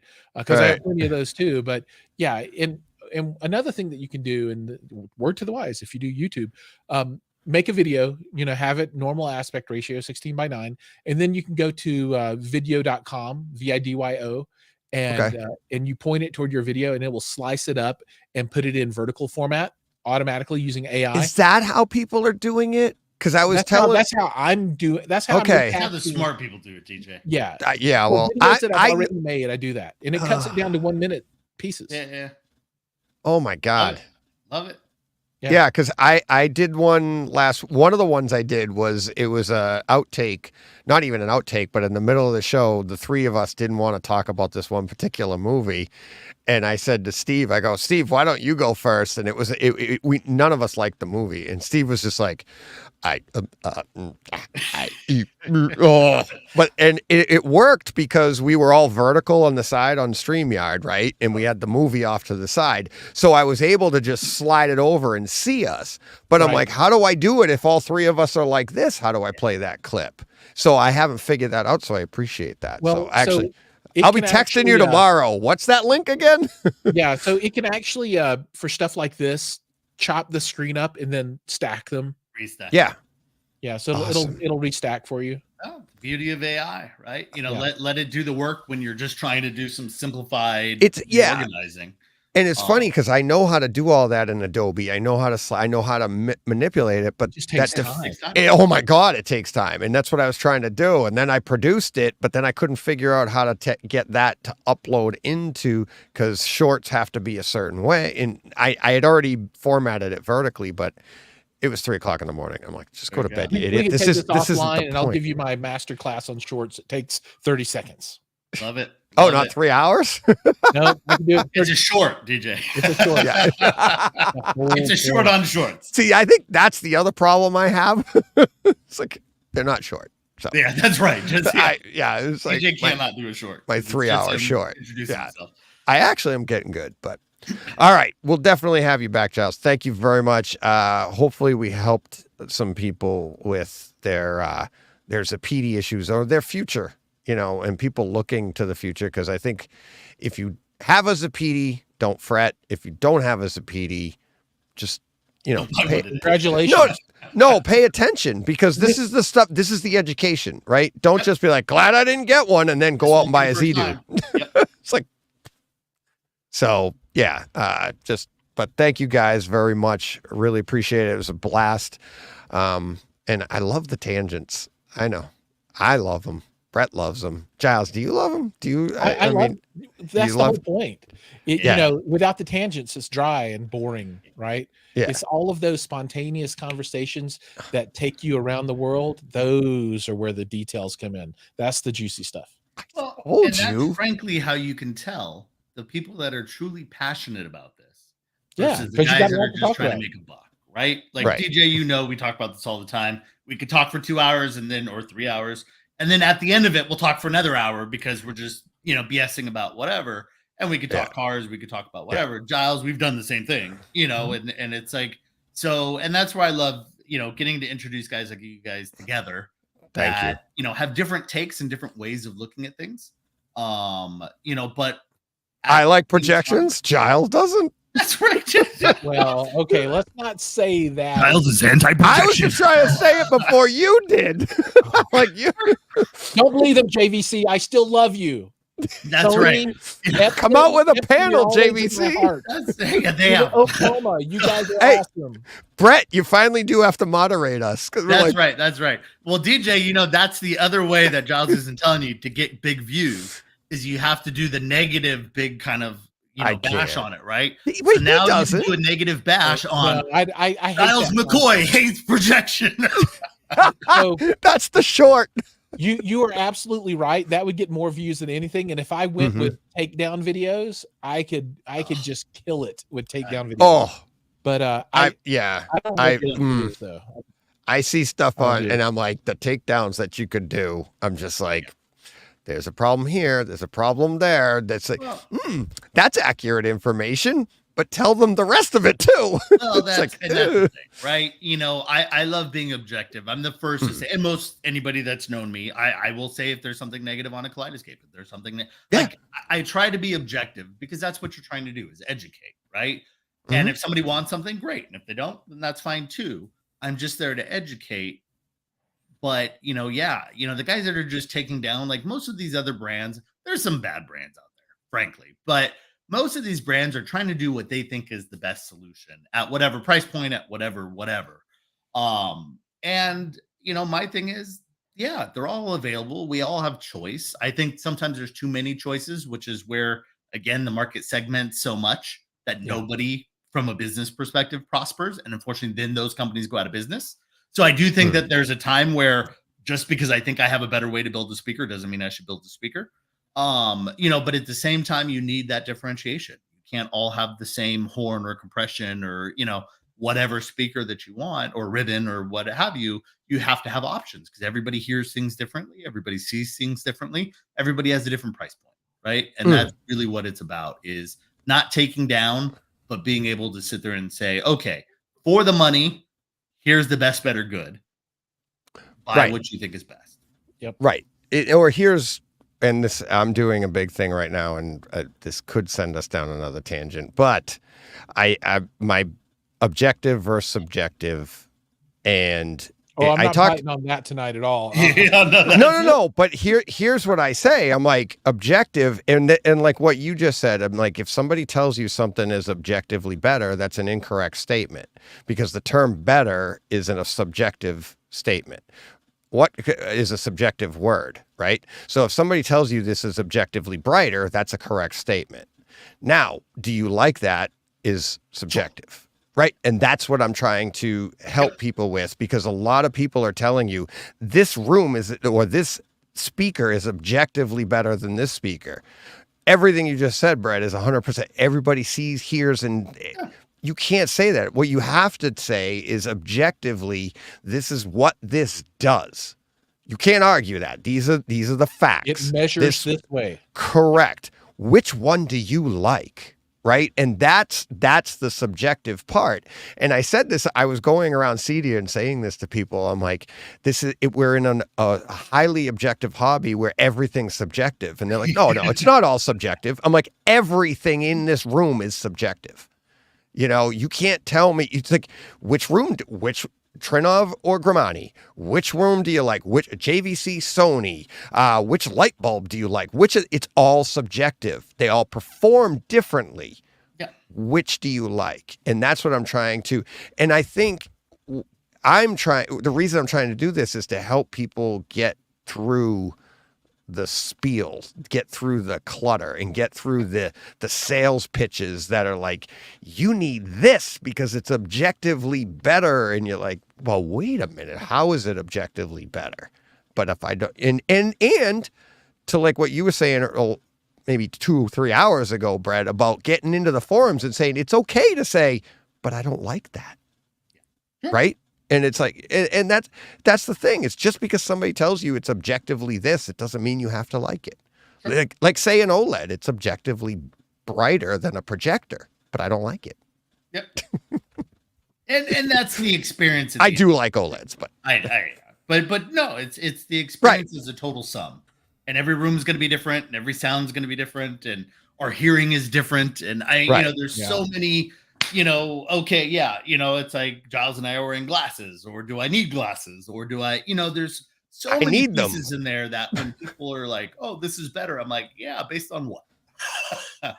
you know, so and that's just it. It's like, if you're going to say it's objectively this, it has to be based on something, not a subjective word. Yeah, no, exactly right. Right? I can tell you, that's what I'm saying. If my speaker disperses wider, it should provide more sweet spot. That's objective. Correct. How it sounds in your room is going to be subjective because it depends on the rest of the room. But if I put the two side by side, I should be able to hear and see a difference. Doesn't matter what. And which one do you like? Right. Yeah. So yeah. No, I'm glad I crammed that in there at just under the 4 hour. Yeah, mark. just at the line, right at the edge. That's right. Episode, whatever the next one is. I can cut this up into how many shorts? That's right. Giles will wake up tomorrow morning and be like, DJ got a gold. 194 shorts you've got right here.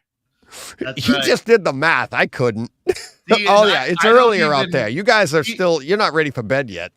And I don't even do my content the same way. I just show up on your guys' shows. Like, I'm never going to get me a little play button. 95 shorts. Yeah, you're getting a channel. That's right. Yes. We will most likely be doing that. We'll be talking about that soon. So stay tuned, you guys. Stay tuned, or just stay here. We might still be talking. Like DJ said, we'll be different. I want to look at it from a manufacturing perspective, and as much as I love theater, I spend a lot of my time talking about lighting control and control systems and whole home audio and outdoor lighting versus indoor lighting and all those kinds of things. And so that's a lot of what the content I want to write about and talk about.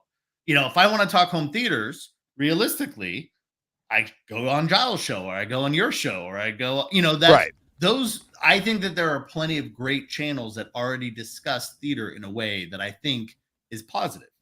And those are the people that I tend to want to join, or invite to Cedia or what have you. So I don't need a channel that talks about home theater. But I think that there are other things that we like to talk about, be it cars, be it, any of those kinds of things. Eddie's saying smart home episode. So Eddie, we will be, and I would love to have any of, DJ's people on there. We'll definitely be doing something to kind of let everybody know when it launches, probably by the end of this month. I was going to do it for Cedia, and then I got drug into a whole bunch of Cedia work and did not have paid time. Off. That's right. But now that Cedia is over, I will be jumping back in. And the idea is, the same questions that we have about home theaters, there are not nearly as many people talking about smart lighting solutions, or outdoor lighting or whole home audio, and what do I need, right? When do I go Sonos? When do I go with a different solution? What do I need for my house to be able to enjoy, not just in my dedicated home theater or, media room, but in the rest of the house, or lighting or security or any of those kinds of things. And I happened to just move into a new house up in Sacramento a little while ago, but now officially up as of this summer. And it's the perfect place to, like, the lighting here sucks. Everything sucks. There's no audio in the house. There's no nothing. And so I'm literally going to, as I'm wiring up this place for me personally, share a lot of that, record a lot of that, and share it out with users so that everybody else can kind of get some perspective on it too. That's awesome. Sweet. Can't wait. I can't wait to get invited on a show. That wasn't a hint to you, Giles. I just realized what I was saying. I was talking to Brett. I was joking. That's right. Yeah. Right. As it was coming out, I was like, oh no. It's tough to get on Giles' show. Yeah. I got to get a token. That's right. You get that token. You can join us next time, Giles. I love and this is how I met, Joey Peacock, who is on a lot of the different channels and this and that. And I love Joey. Joey's a Mad VR now.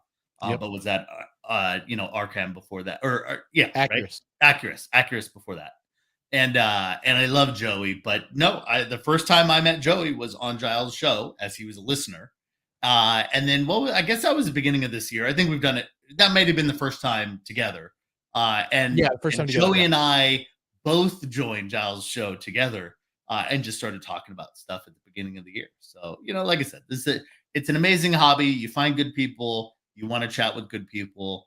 And whether you all have the same opinion or different opinions, it's still all good discussion.